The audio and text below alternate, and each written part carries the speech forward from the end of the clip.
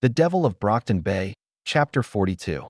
As much as I would like to say that I descended on the ABB like an avenging angel, though in my case it was more like the satanic consequences of their actions, most of my time was spent running from explosion site to explosion site, with little to show for it. Either the ABB had set the bombs in advance or just cleared out once they set them off. The result was the same. I was simply too late to actually catch any of the ones who mattered and grill them on where their leaders were. That wasn't to say I didn't catch a few of them. A few times I was close enough to an explosion that I managed to get there while the gang members were still hanging around looking at the explosion's effects. One was some kind of hot pink fire that was managing to burn concrete, and another that had made the entire area look like it had been covered in Vanablack. The second actually made my brain itch every time I tried focusing on one object I'd managed to pick out, but none of them were anything but the lowest tier of grunts. Guys that had basically met someone at a street corner, were given a bomb, and were told where to set it off. They could point me back to where they were armed, but obviously the other gang members were long gone by that point. I just left the gang members beat up, unconscious, and tied up on the roadside for someone to pick them up later when the city wasn't exploding. After flying around for a couple hours, even finding that much became rarer too. Thankfully, the bombings also eventually tapered off, allowing first responders to actually manage the crisis, but that left me in kind of a bind. The ABB had accomplished their goals before going into hiding instead of having Lung rampage through a few streets to let everyone know he was free again. Good for the city, bad for me having any hope of tracking them down today. Especially if the PRT decided they needed to make a statement about a villain like me flying around during all this. I'd have liked to give them the benefit of doubt that they wouldn't, but that was before they practically besieged my house because I had the audacity to save someone's life. Well, more because I showed off the ability to bring someone back from the dead and people got greedy, but still. I shook those thoughts off for now and teleported to a random spot in the docks hoping to find another group of gangsters before calling it quits and heading back to the girls. But instead I found an already bombed out building being swarmed by. Was Wiley seriously fucking robbing stores in the middle of this shit? Hold on a sec, partner, look again. Drake cautioned before I saw red and jumped down to dismantle the bots below me. Part of me really didn't want to, but I trusted Drake and took a moment to reel myself in a bit before looking back down at the scene. The building's front looked like it had melted before re-solidifying in a bizarre new shape, like something out of a Dali painting, and I could see about half a dozen of Wiley's met tools milling around it, hitting the melted wall with their little pickaxes, while a pair of Sniper Joes were keeping the handful of bystanders from getting too close. At first glance, they looked like a repeat of Wiley's earlier mall heist, but now that I was looking closer, I could see some people trapped inside the building where the met tools were carefully excavating. A flash a little further down the street drew my eye to another group of Wiley's minions surrounding a smashed-up car. The vehicle had obviously been in a crash, the mangled front end signifying something had run into it before taking off, and the driver was still trapped inside. Wiley's robots were huddled around the driver's side door, carefully shooting their little energy balls at the door frame to free the man trapped inside, and making no moves to hurt or threaten the man. Wiley was doing the same thing I was, spreading out and helping the people affected by the bombings just like I had my pawns doing. Any thoughts on why the robot maker is helping out like this? It seems out of character from what we've seen. Drake asked out of the blue.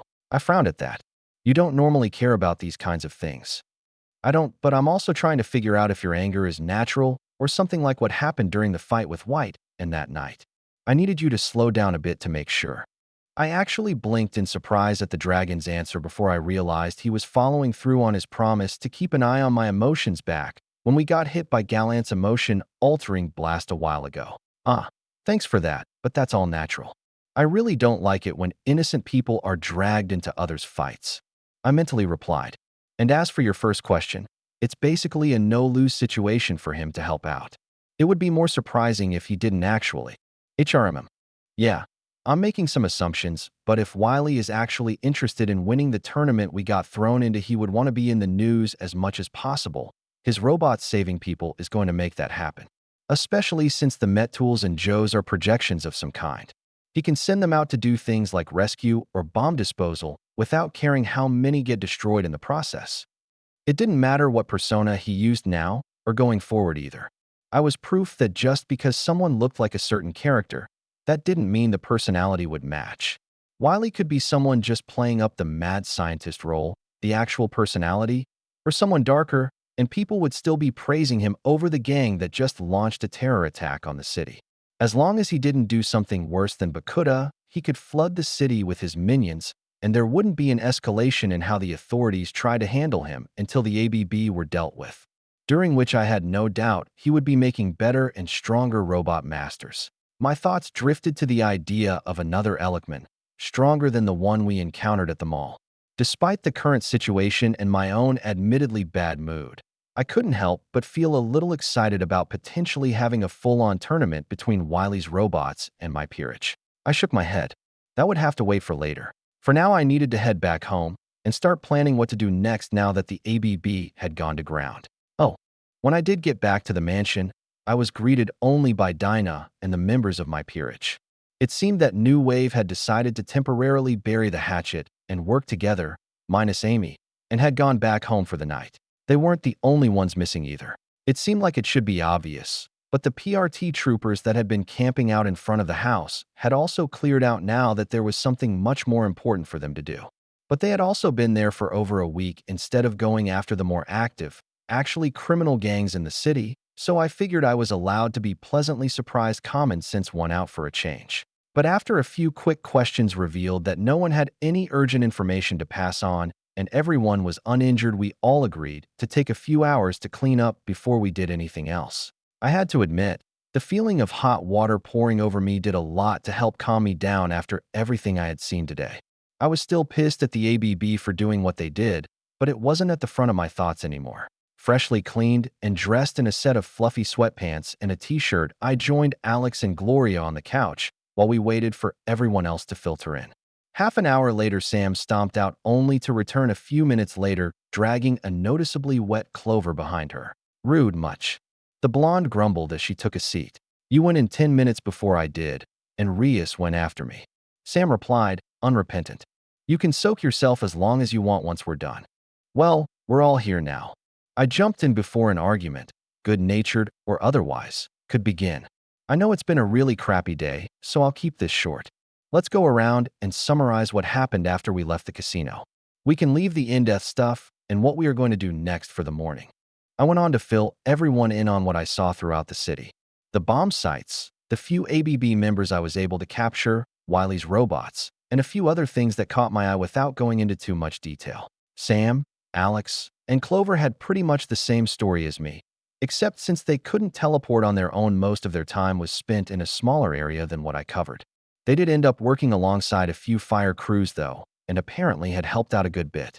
Gloria didn't have much to share since she had mostly been focused on making sure Amy was okay while she was at the hospital, and that no one decided to take advantage of the chaos to drag her off while we were busy. When it was Amy's turn was when the first screwball headed our way. Hold on, I said, raising my hand at her. Are you saying that you were able to establish a contract just by offering to heal people? Yeah, I'm guessing you didn't know that was possible. The brunette scowled back. I mean, I knew we could offer services and stuff, but I figured it would need to be more clearly stated to count. But I'm not super clear on what counts as a contract. I admitted, I only really made the one by accident with your cousin. Any guesses then? You're the best expert we have for this kind of thing. Sam asked. Oh, maybe it's because of Amy's mindset? Like, she considered it her responsibility to heal someone when she asks, and that makes it a contract. Clover jumped in, getting everyone to look at her. What? I think it could happen. I shook my head at her. Honestly, it's not a bad idea. Hell, it could actually be what's happening. We'll just need to experiment in the future and be careful about what we promise or offer people until we figure out what's going on. I don't want one of us getting trapped in a bad deal because we misworded something. Amy raised a hand. I don't think we need to worry about that too much. I only felt a slight compulsion to heal at the hospital, and I felt like I could ignore it or even break the deal at any point. And that was with me explicitly offering my services. I'm more worried about what that means about me healing in the future. Am I only going to be able to do that when it directly benefits me? I was about to say something flippant when I caught the look on Amy's face. She was actually upset by this. Did you not get paid by the hospital for your help before? Gloria asked, which I was grateful for since it bought me some time to think. Yeah, but it was put aside in a trust fund. I was there as a volunteer and for hero work, not to get paid or anything. And Carol said. I narrowed my eyes when my bishop suddenly clammed up about her adoptive mother and exchanged a few looks with the others. We all knew that Amy's family life hadn't been the healthiest. It looked like this was another aspect of that we were going to need to work on. Well, look at it this way. I suggested. Growing your powers by helping people isn't them paying you for your work. It's an investment so you can do more when you need to. Her face eased a bit. Right? I can't just keep using my powers anymore. Yeah, that helps. Thanks, Rias. Don't thank me for that. I'm going to make sure you don't fall into the habit of thinking your only worth is how many people you can heal again. Even if I have to run you into the ground so you don't even have the energy to think about healing. Carl, anything on your end? Not much. I think I'm getting closer on building a jamming device that will stop any detonation signal Bakuda sends, but it's pretty short range. No luck on finding her or the ABB either, sorry. I shook my head. Don't worry about it. You're doing the best you can, and we all got blindsided by this. Hopefully they make a mistake soon and we can get the jump on them, but that can wait till tomorrow. From there, my peerage split off to do their own thing. Most of them wandered off towards the bedrooms or the kitchen, and I saw Carl heading back towards the garage. I decided to hang back so I could check on the wards I had in place.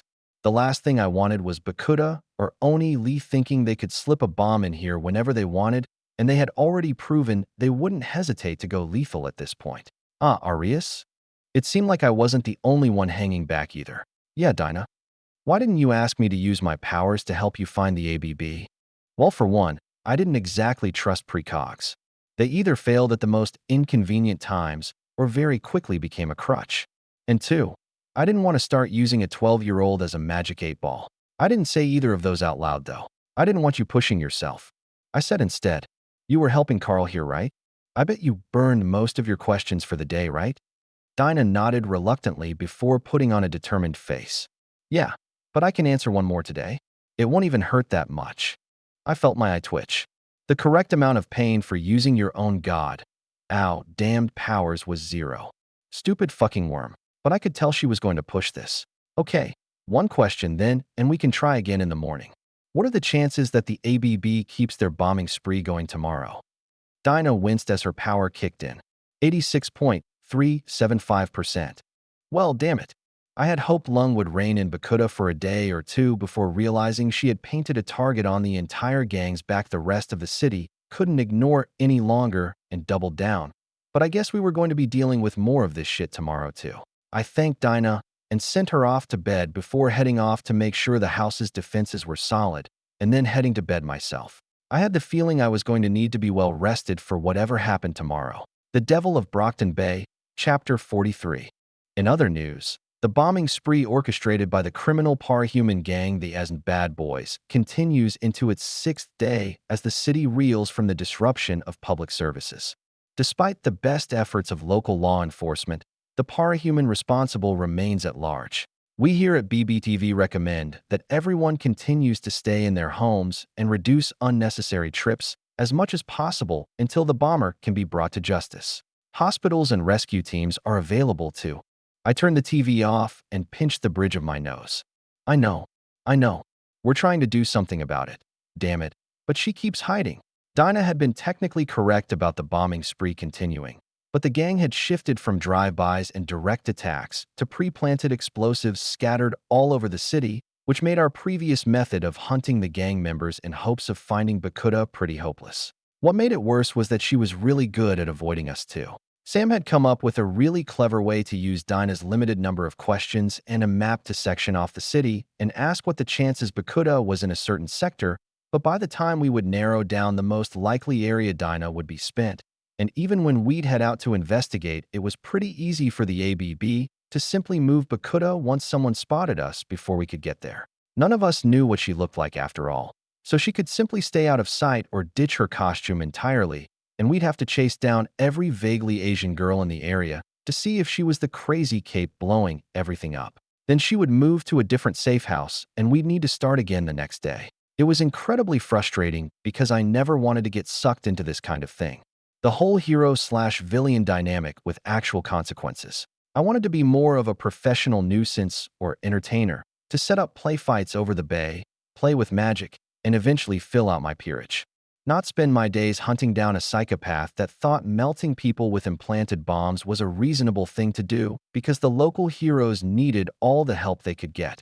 Not that they were all that interested in our help. We'd initially tried feeding them the same information from Dinah by leaking it through Crystal, but it was either ignored or never reached the PRT leadership to begin with for some reason because they never got back to us or acted on it.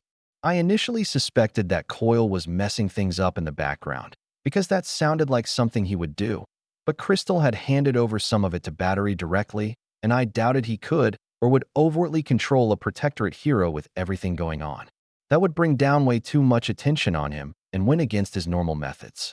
Though considering how off I'd been in places, I was referring to a lot of my memories of Worm, especially small details, with a whole pile of salt. So the only reason the PRT wasn't working with us had to be, "Hey Rias, you still sulking in here?" Clover announced herself by barging into my room, followed by the rest of my pawns. I immediately frowned at her. "I wasn't sulking. You kinda were." Drake added unhelpfully. "PSH, you totally were," and was immediately reinforced by my pawn. "I wasn't. If anything, I was brooding." I tried to defend myself from the two annoyances, only to be betrayed by the others as they giggled at me. Gloria was the first to recover. "Sorry, Rias, but only cool, calm, and collected people can brood. You're definitely sulking. Traitors on all sides. Hey, I can be all those things. If you say so." Clover scoffed as she and Gloria grabbed me by the arms and started pushing me towards the door. "Now come on, we took a vote and decided today is going to be a relaxation day. No plans, no training, no sulking in front of the giant conspiracy board." I gave everyone an incredulous look at the crazy talk, but they all seemed to agree with that plan. "You know the city is exploding, right? Kinda hard to relax with that going on." Alex took my hand and helped pull me down the hallway while the two blondes gave me a push from behind, mostly for show because I wasn't really putting up a fight despite the manhandling. "Yeah, but we've been totally focused on stopping that for like a week straight, and we're just going in circles now. You need a change of pace unless you want to break that brain of yours." Recognizing that I was outnumbered and none of them were going to change their mind, I simply sighed. "All right, what's your big plan for us to all relax then, huh?" "Parian is having a puppet show in one of the parks the PRT cleared. We figured you could unwind and then check in with her if you wanted. After that, we'll hit up the mall and stop by that spa parlor. I heard they're still open for walk-ins." Okay, I could agree that sounded like fun. Not the kind of thing I do normally, but that was kind of the point right now. There was just one problem. How is anyone approving public shows in a park with Bakuda bombing everything? Because that sounded like the kind of career-ending mistake that anyone in authority would be allergic to. Naturally, as the only other person who thought of things like that, Sam had an answer for me. Apparently, the PRT has some kind of Tinkertech detector arms master, and Kidwin whipped up for security. They'll be able to stop any attacks before they happen. I was slightly doubtful about that. I wasn't exactly sure how quickly a tinker could make something like that, but less than a week seemed like a stretch.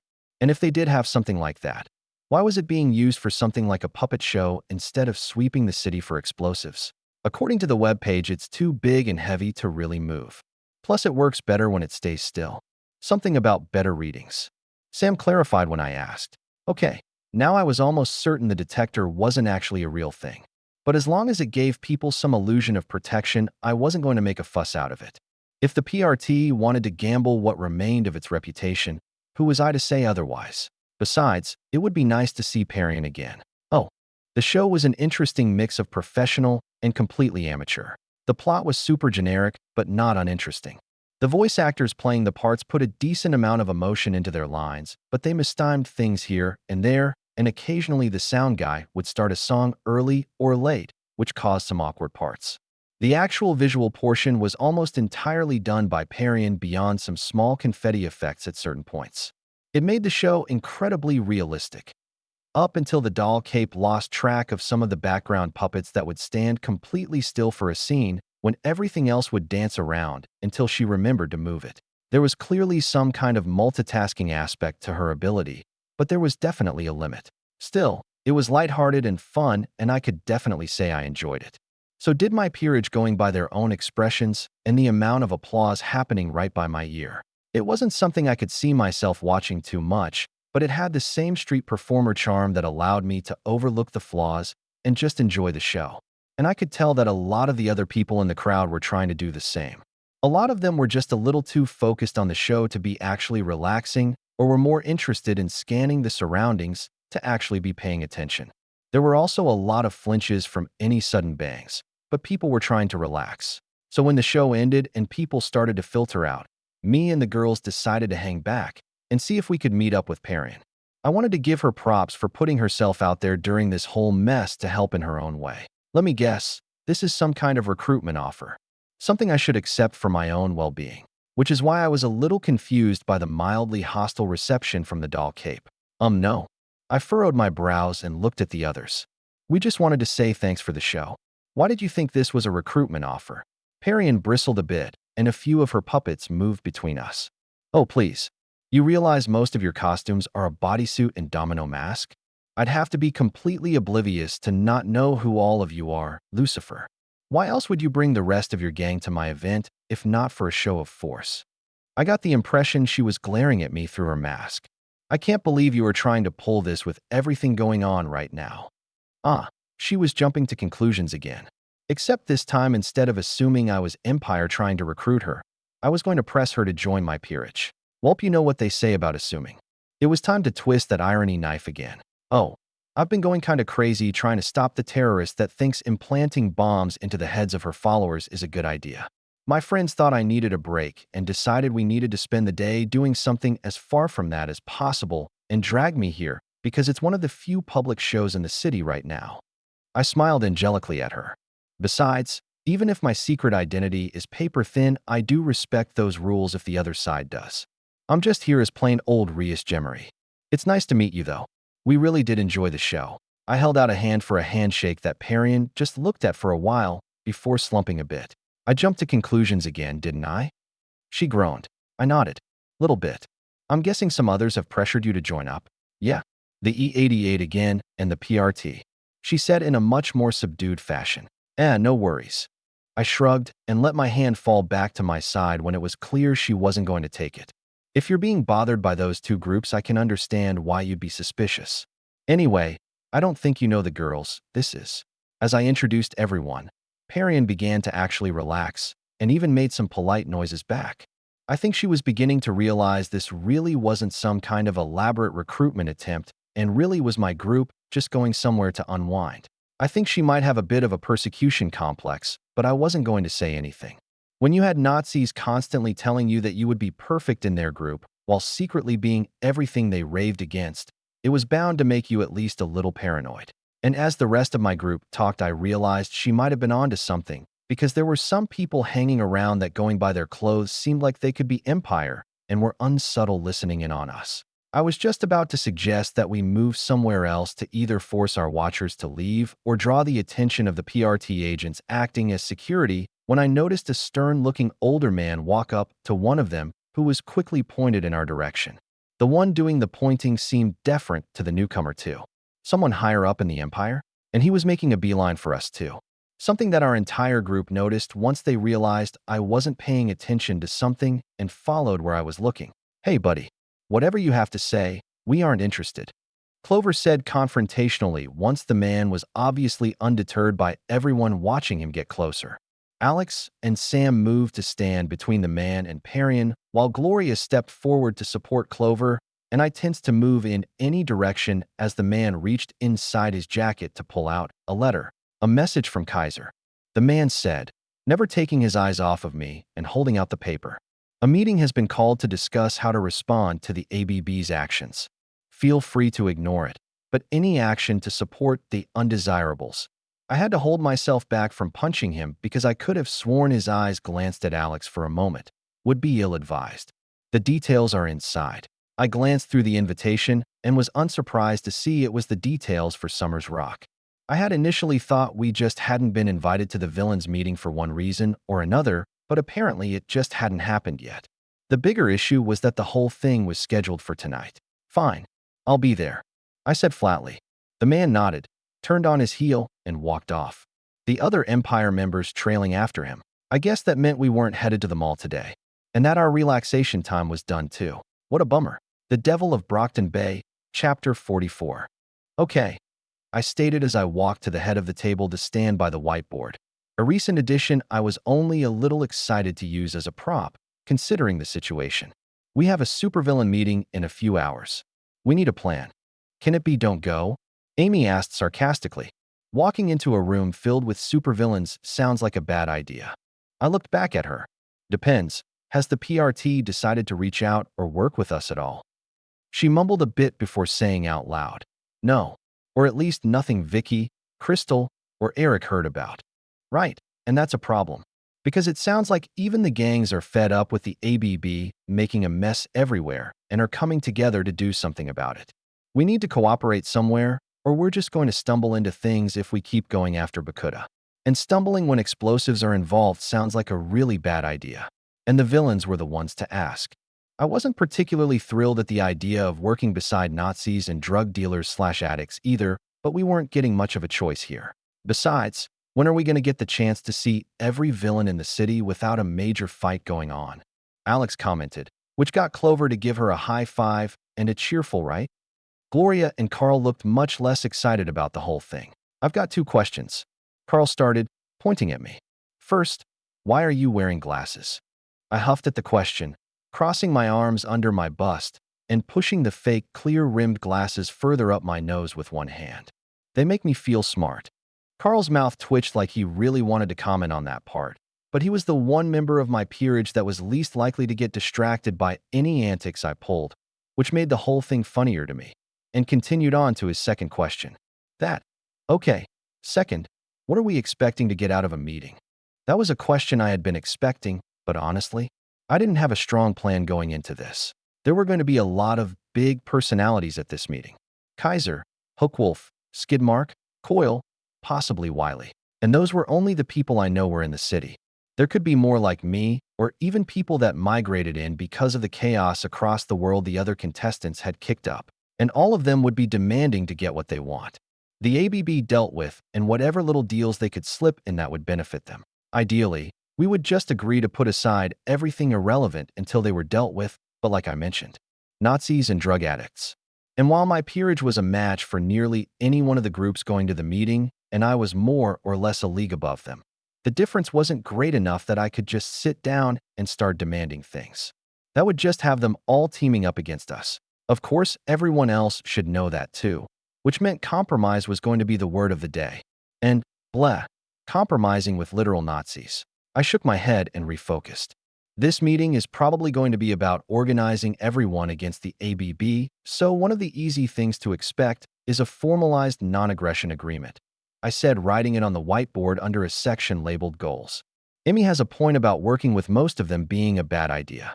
I wouldn't put it past Kaiser or Coil trying to engineer things to work against the other groups if they could.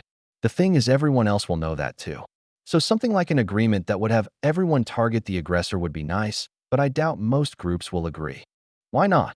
Alex asked, and it was actually Sam that answered. It's too easy to take advantage of. My fellow redhead replied.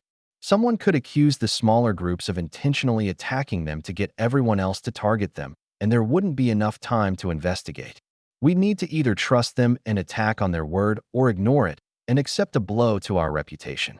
And for most villain groups, their rep is incredibly important. Exactly, I nodded. So while actual consequences would be nice, the most we are likely to get is just an agreement to not attack each other without anything really backing it up. Still, better to have it than not. The other thing is likely to be setting up communications between groups. Easy enough with our communication spell, and we might be able to wring some concessions for using it. I added communication under goals. And the final thing is hopefully going to be targets. I added a third item. That's been our biggest issue so far, because we can't exactly go around breaking into random buildings hoping to run into looking for the ABB capes even with Dinah's help. They could just lay low until we left, but with this many people hunting for them, we should be able to flush them out much easier. That's not a lot. Clover mused. I thought there'd be more to it. They're villains, Amy said darkly. Of course they'd barely be able to work together. Amy, technically we're villains too, you know? Alex hesitantly pointed out. Oh please, you know that's not the same thing.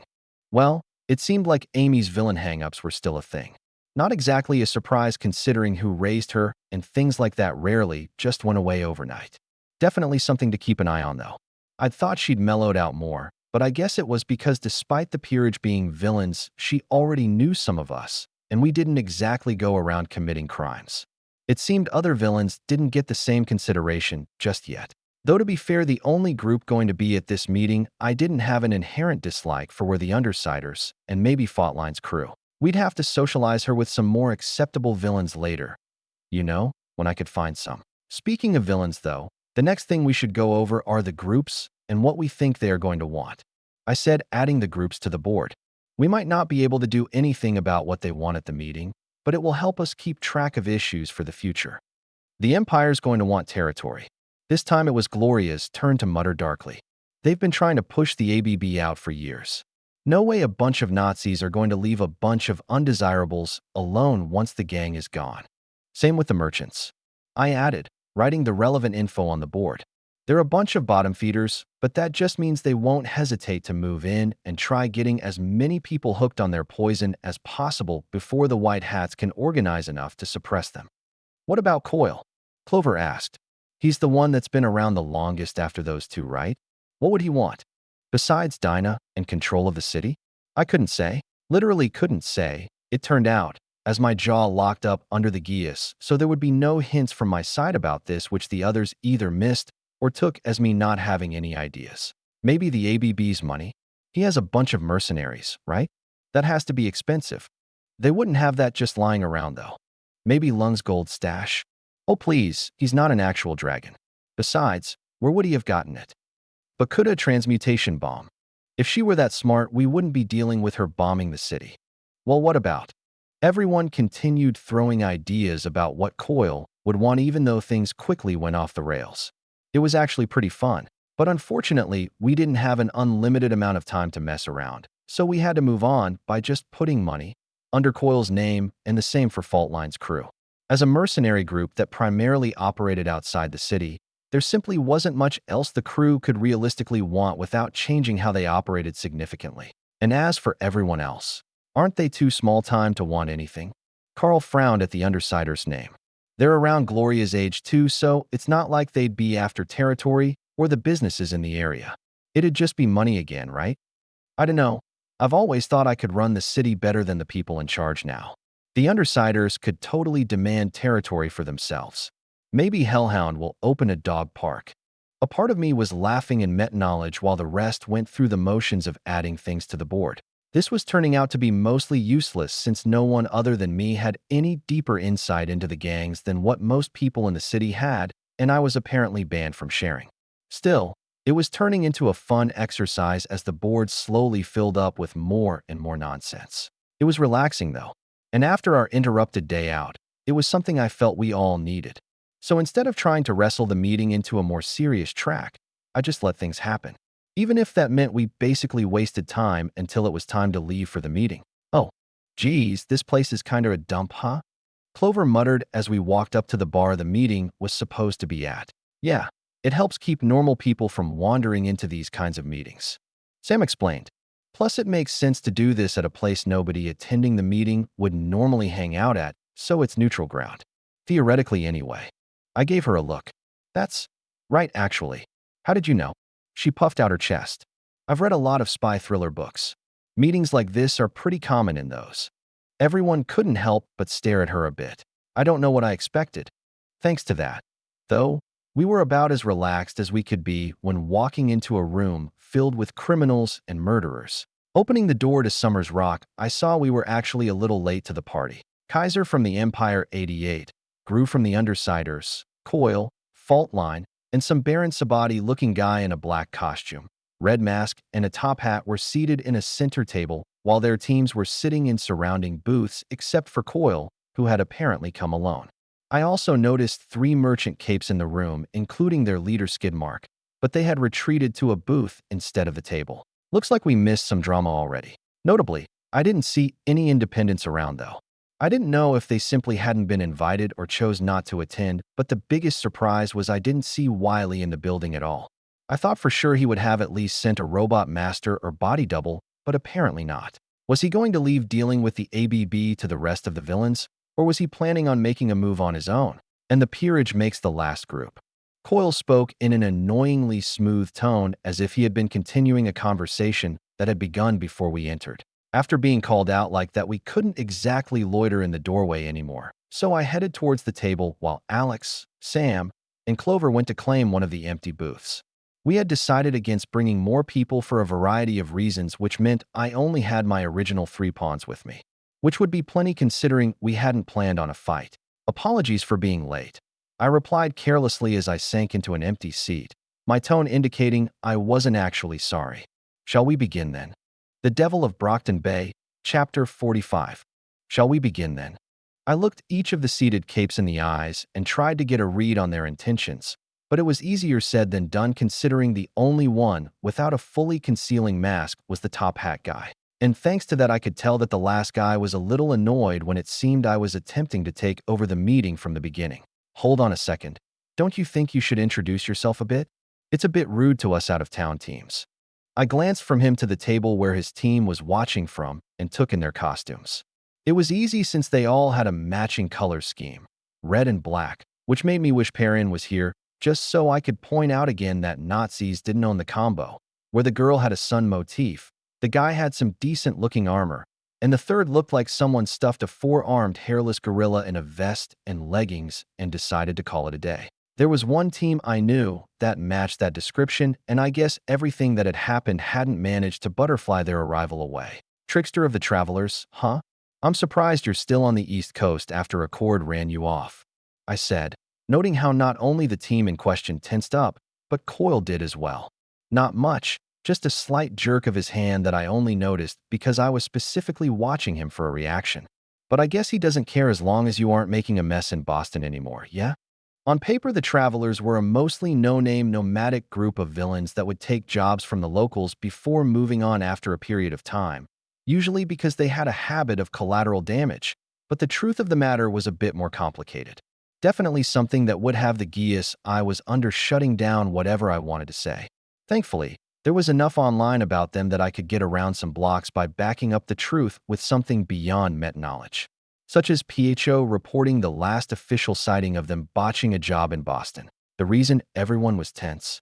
The Travelers shouldn't be famous enough that I could have recognized them on sight. Coyle could sort of get away with it because he had a reputation for knowing things no one else did, even if he wasn't the one that invited the Travelers to Brockton Bay in the first place. But me? I never showed anything like that.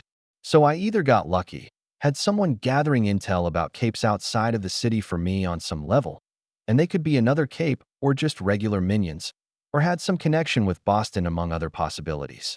Basically, I just introduced a bunch of questions about my group's capabilities, and if there was one thing people like Coyle disliked, it was uncertainties about anything that could affect his plans.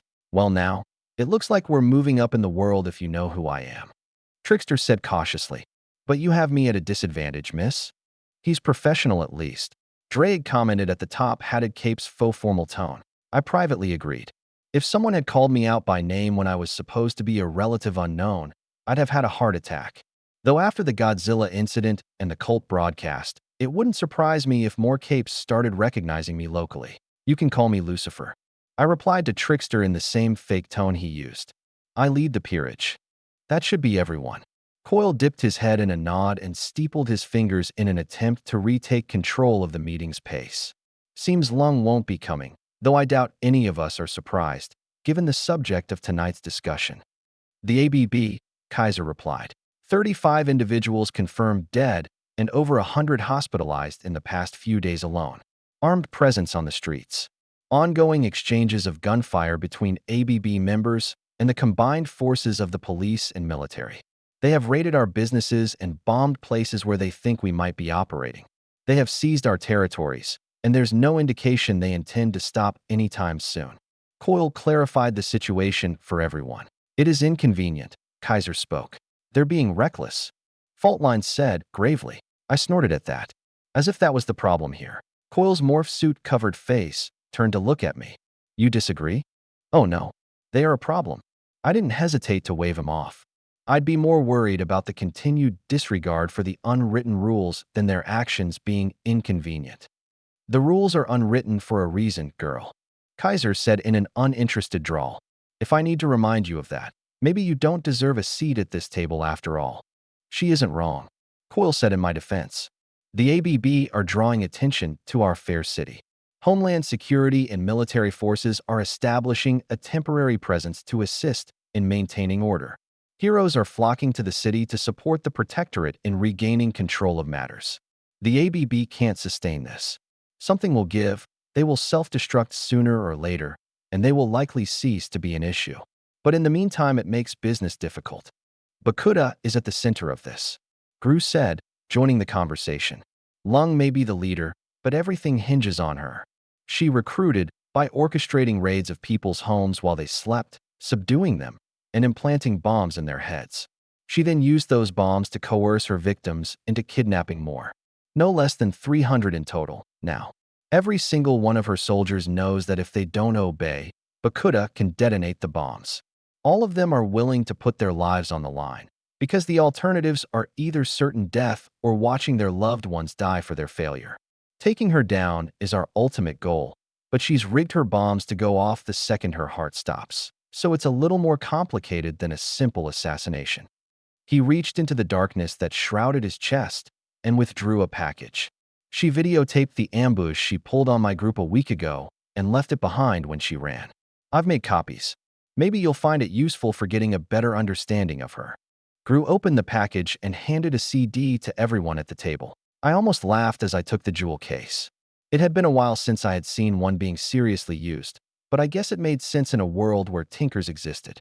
Much harder to hide any tinker tricks on a CD than the body of a USB stick, but it was still funny. The video wouldn't be all that useful since my group was well aware of how deranged the bomb tinker was, but maybe Carl could glean something from it. So, Coyle said, letting the word hang in the air for a while.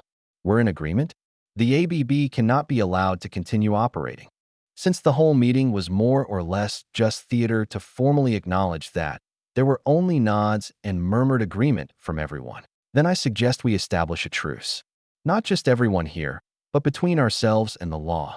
I would contact authorities and let them know that until this matter is cleared up, our groups will restrict our illegal activity to only what is absolutely essential to our business, and we will enforce the same for those doing business in our territories. That would let police forces and the military focus entirely on the ABB. There would be no violence, infighting between our groups, grabs for territory, thefts, or insults. We band together with those we can tolerate for guaranteed victory, and we ignore those we cannot cooperate with. It was nothing unexpected, but at the same time I couldn't help but be suspicious. Things were moving entirely too quickly while the discussion remained reasonable so far.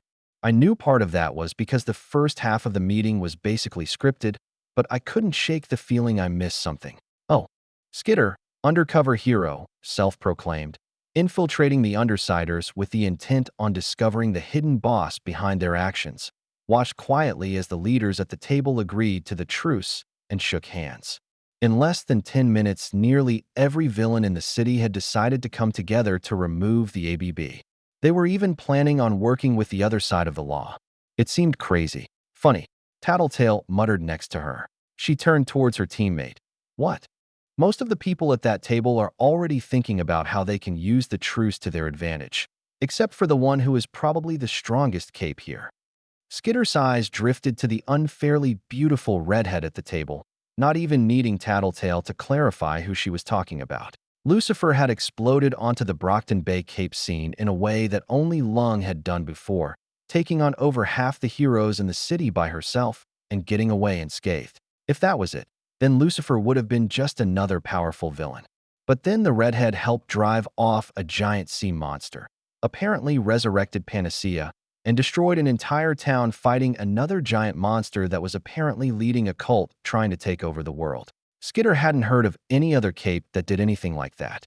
And now hearing that she was apparently not concerned about using the current city crisis to her advantage, it almost made Lucifer sound her.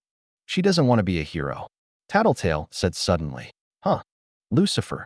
She doesn't want to be a hero. Her teammate clarified. Remember what I said about cops and robbers?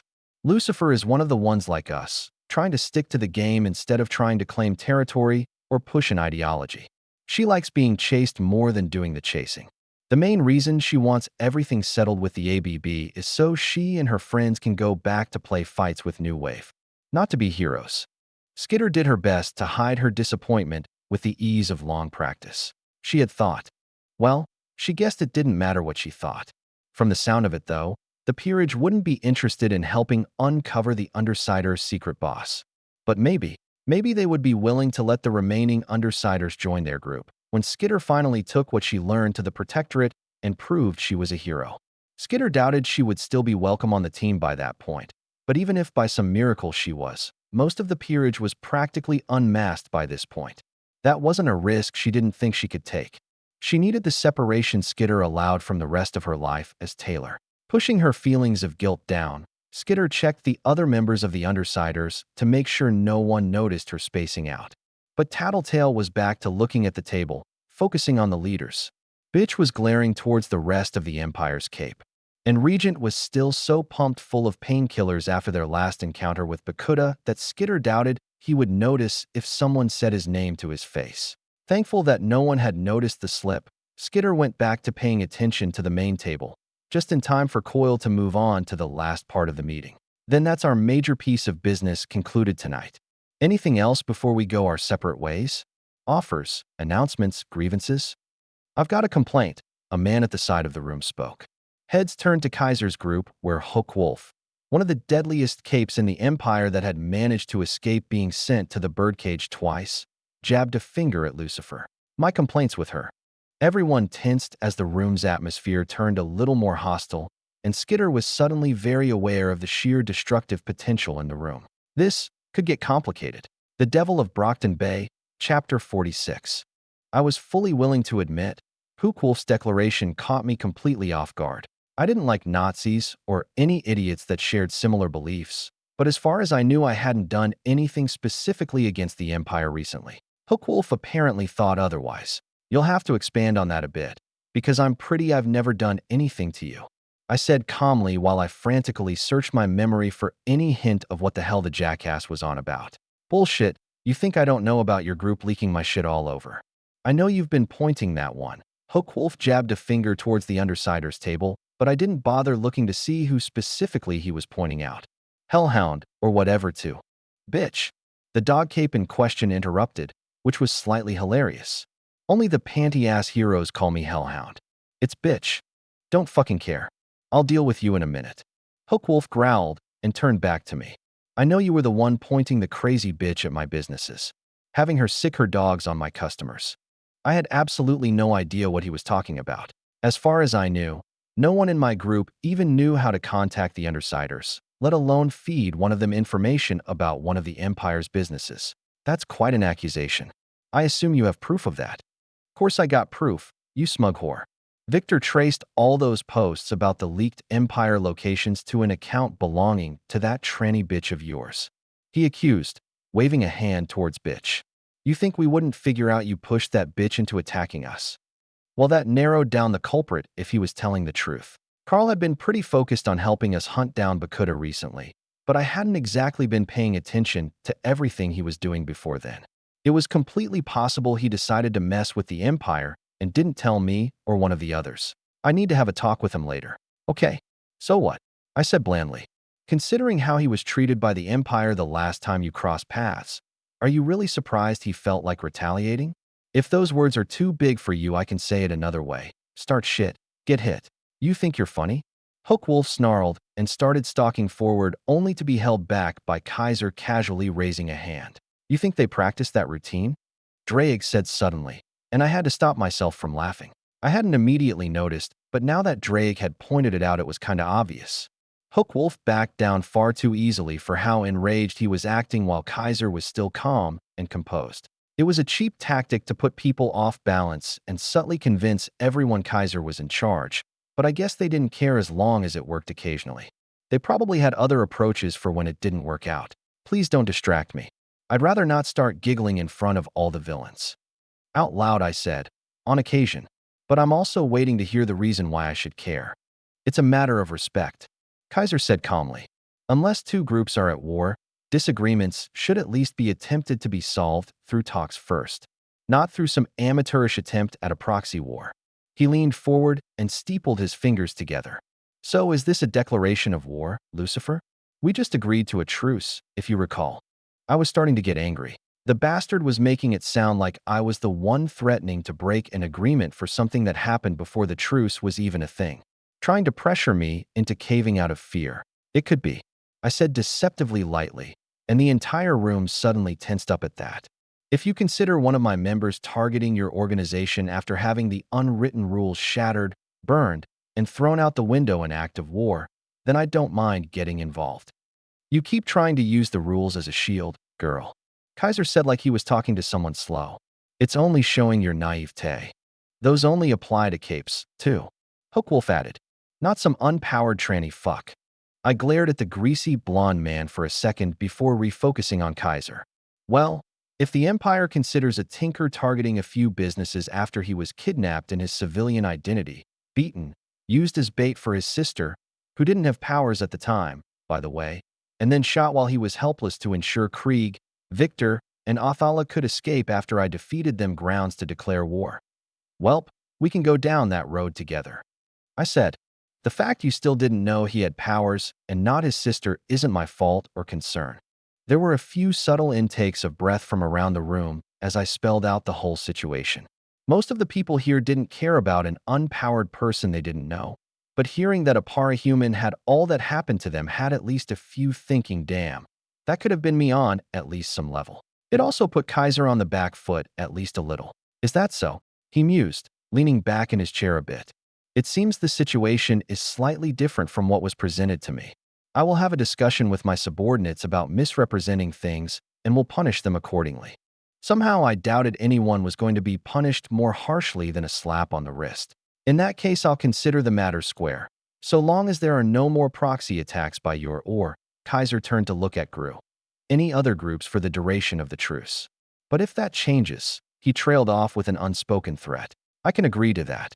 I replied, that's settled then. And the Empire and Peerage will make no attacks against each other for the duration of the truce. Coyle asked, as long as we are not attacked first, yes. I confirmed. Agreed. Kaiser said simply. To my quiet horror, I could feel my magic solidify around the contract that settled in place. Fuck. Then are there any other points to discuss? Issues, negotiations, requests. Coyle asked the room in general, but got no reply. Then let's conclude the meeting. Thank you for attending. Faultline, could I have a word before you leave? The meeting quickly broke up as the leaders moved back to their groups, and capes began leaving. I didn't really pay attention to that as I rejoined my pawns and quickly ushered us out the bar door and far enough away that I could safely teleport us back to the mansion. Wow, that was so cool. That was like something out of a movie. Clover gushed once we reappeared in the main hall. And Rias, I can't believe you talked down Hookwolf like he was a... She suddenly cut off as my adrenaline rush finally ended and my legs gave out. Sam, Alex, and Clover were quick to rush to support me, and a distant part of me appreciated it. The rest of me was too busy dealing with the fact I stared down a mass-murdering Nazi, basically dared the biggest gang in the city to come at me, bro, and then accidentally locked myself in a magic contract within the span of 10 minutes. Oh, that was such a clusterfuck. I groaned into my hands once I had recovered a bit. I thought you handled the whole thing pretty well. Sam commented as she placed a mug in front of me. Peeking through my fingers showed it was hot chocolate, something I eagerly grabbed to comfort myself. Did something happen?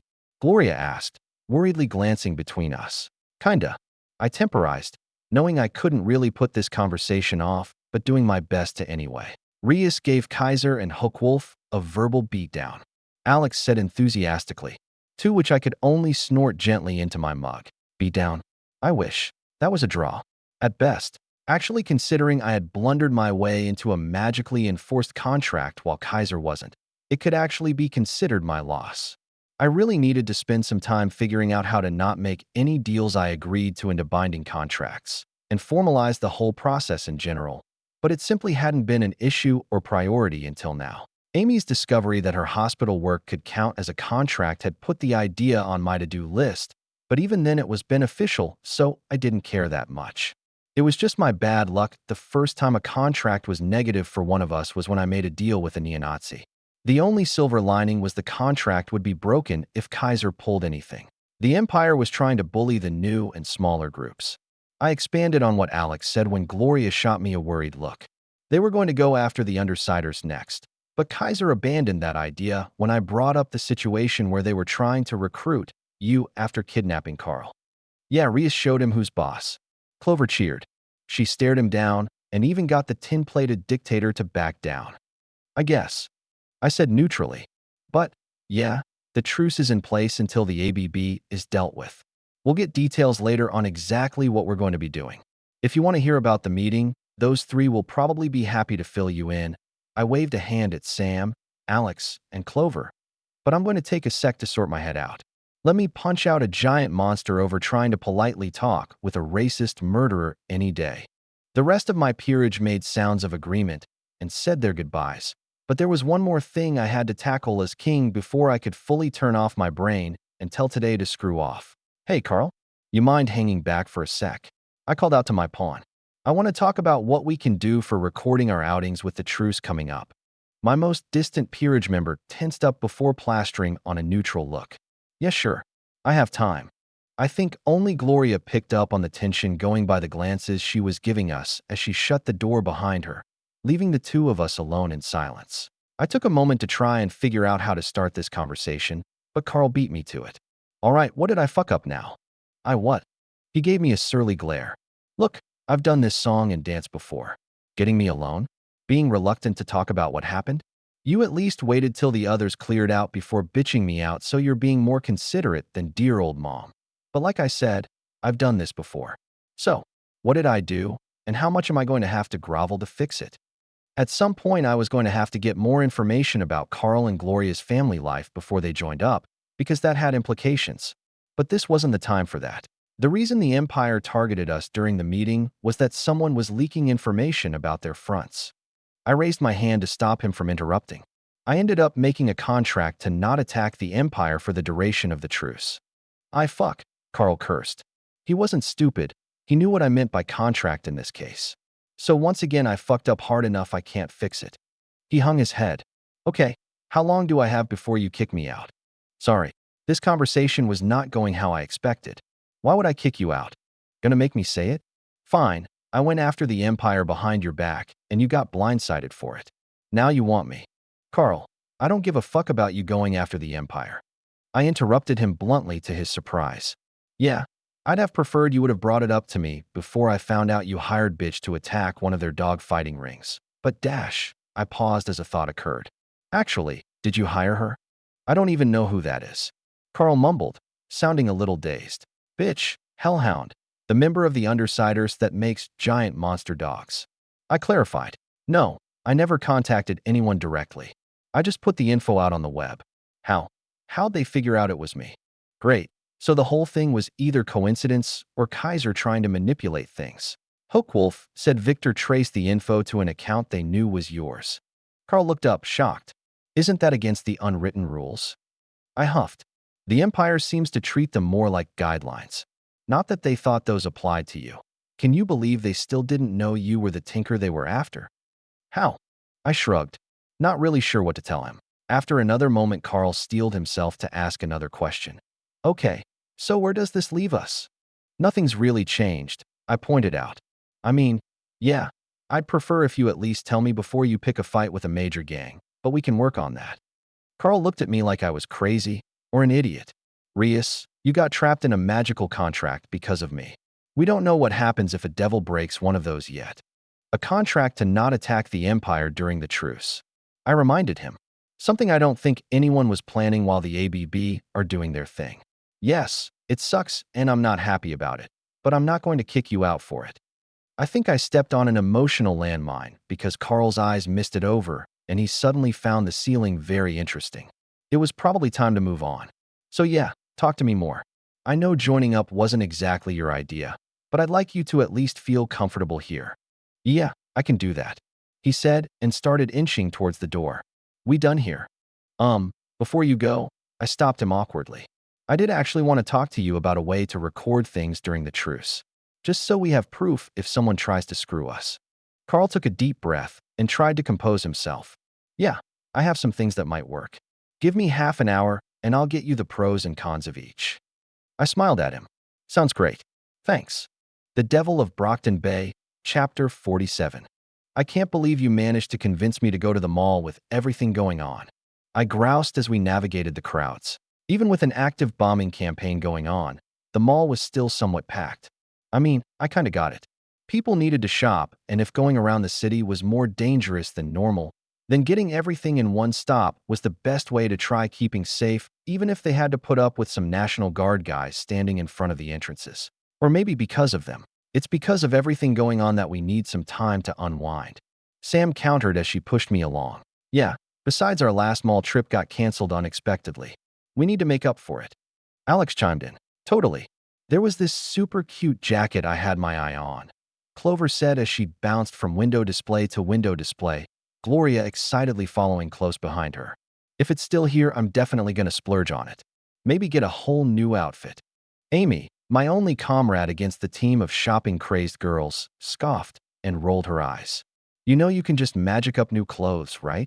Totally not the same. Clover immediately denied. Those disappear once you take them off. I need the real thing to lay out my wardrobe for big events. Big events like what? Well, there's a cute new guy at one of the smoothie shops. The right outfit might be what scores me a date. A date? I take it back. Clearly you need to buy clothes instead of using your reality-altering magic powers for something that important. Amy deadpanned, which got laughs out of the rest of us. Not even a date. Gloria said, still laughing. She wants them for the possibility of a date. Clover shrieked in outraged betrayal. You're one to talk. Didn't you say you wanted something that would catch Eric's attention? I blinked at that. Eric? As in Crystal's little brother Eric. Gloria flushed. He's kinda cute, okay? A girl thinks Eric is cute. It's official. This is the worst, and I'd like today to be over, please. Amy snarked, apparently disgusted at the idea of anyone finding her cousin attractive. Also, someone please keep an eye on Gloria. Clearly her brain isn't working right. Hey. Gloria's admission opened her up to another round of teasing, which she immediately tried to redirect at Clover and her latest crush with mixed results. I ended up just watching with a small smile on my face. Maybe Sam was right. Maybe we did all need a bit of normalcy injected into our lives with everything else going on. We didn't really have a plan for the day, which meant wandering from store to store randomly as things caught our interest. Well, it was more what caught my pawn's interest while me and Amy got dragged along for the ride. Funnily enough, despite their words, none of the girls had actually bought anything yet. We all ended up trying on almost a dozen different outfits each, but Amy and I weren't exactly looking to expand our wardrobe, and everything else was rejected for one reason or another. Not exactly my idea of an exciting afternoon, but it had its fun moments. Some less than fun moments too, considering it was my turn to be used as a living dress-up doll. Ooh, Rias, try this one. I heard Alex call as she held up a jacket from across a clothing rack. It was actually something I could see myself wearing too. Unlike some of the weirder options I was sure my peerage had thrown at me as a joke. Toss it here. I motioned instead of doing the smart thing and having one of us just walk around the clothes rack. Because naturally Alex managed to flub the throw just as I sensed someone walking behind me. I did my best to catch the jacket before it ended up hitting whoever it was behind me, but they were too close and I was off balance. As I came down from jumping to catch the errant article of clothing, I ended up clipping the taller of what turned out to be two people behind me, bouncing off of him and immediately crashing into what was probably his daughter, bringing the both of us to the floor. Dang it, I am so sorry. Are you okay? Here, let me help you up. I babbled as I scrambled off the girl and offered a hand up. One that was met with a rather blank stare from the younger girl. Crap, had I hurt her? You aren't hurt or anything, right? I can call. I trailed off awkwardly. She has a concussion, so she's a little out of it. The man I presumed was her father said as he crouched down and helped the girl up. Come on, Taylor, up you get. I froze at the name. There was no way, surely. Knowing your luck, something like this was inevitable. Drake unhelpfully chimed in. I was saved from my frozen state by the arrival of the rest of my group, led by a frantically apologetic Alex, that gave me enough time to actually look over the people I bumped into. Unfortunately for me, while I had very little to go off of, the man I initially bumped into did match Daniel Heberts' description of tall, skinny, and having balding dark hair. And if it was only that I would have done my best to brush off his appearance and his daughter's name as a coincidence if I hadn't seen Skitter just the other day and could compare their height and hair, which were similar enough that I was reasonably sure they were the same person. So that meant I had just knocked over Taylor A. Bear, teenage supervillain and walking biblical plague. Fantastic. Still, nothing I could do about that now except try to make it up to her. I dragged my attention back to the man in time to see him waving down Alex's continuous apology. Look, it was an accident. I understand. Just, maybe be more careful in the future. He said, we'll be careful. I promised. But can we pay you back somehow as an apology? The food court is still open. We could treat you to dinner. That's nice of you, but...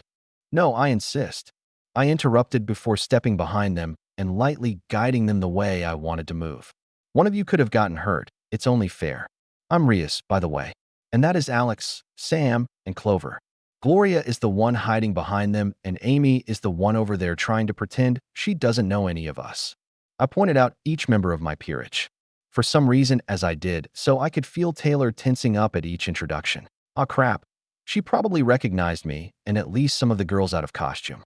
Something that wasn't exactly hard considering none of us went to great lengths to hide our faces, but to Taylor it must have looked like she and her dad were suddenly being surrounded by supervillains. Oh well, I was committed now. Alright if you all insist.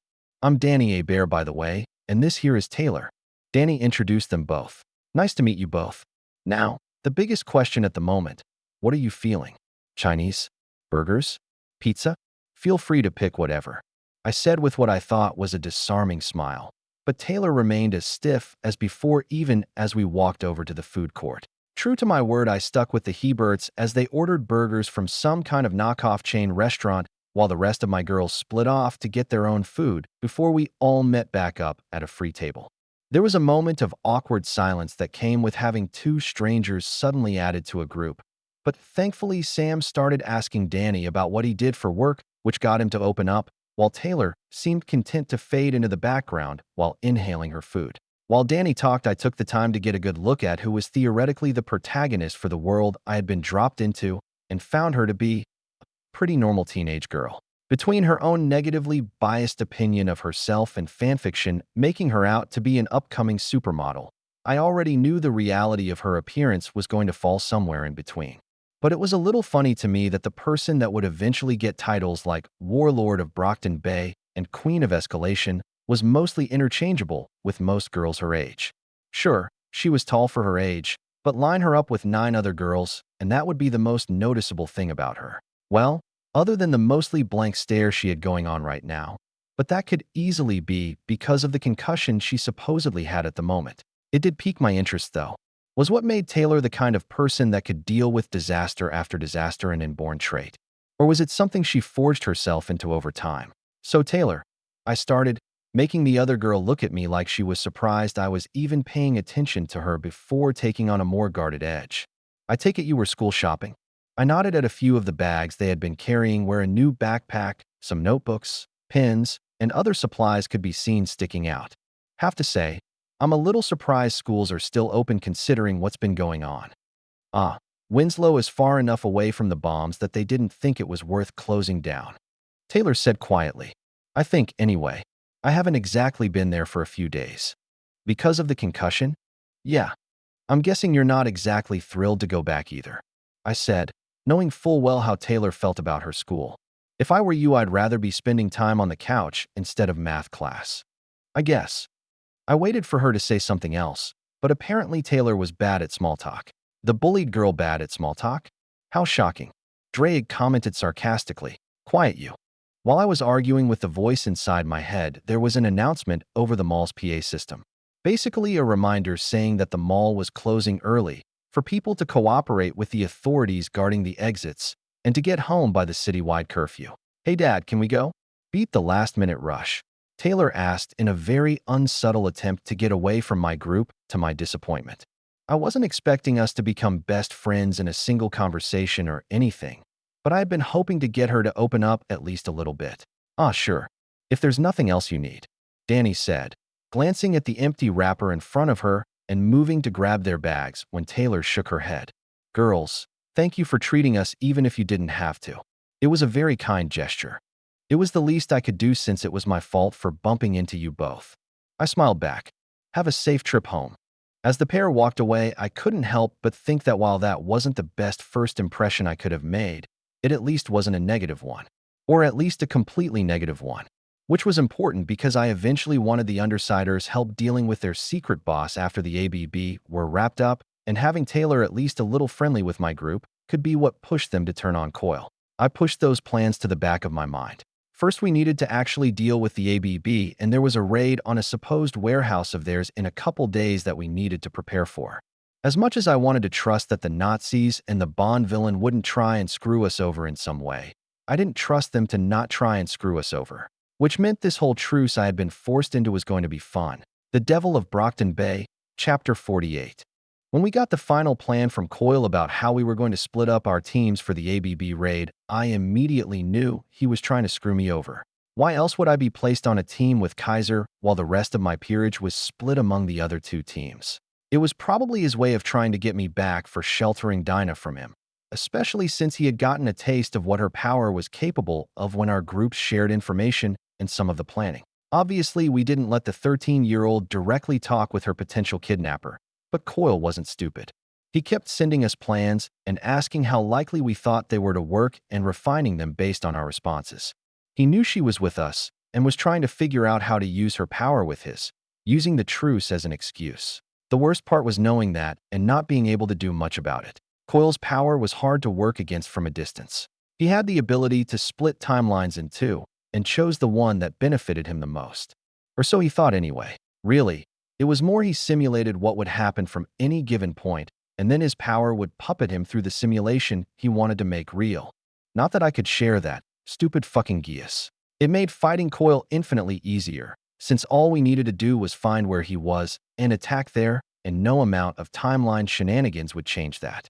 But it made talking with him a nightmare. I had to assume he was trying to pull something with every conversation we had, and was proved right, because none of the plans we had gone over had mentioned this. Nothing I could do about it now. Not without disrupting everything tonight, for apparently no reason. I sighed. Deal with the snake later, focus on the ABB, and stopping their bombing spree tonight.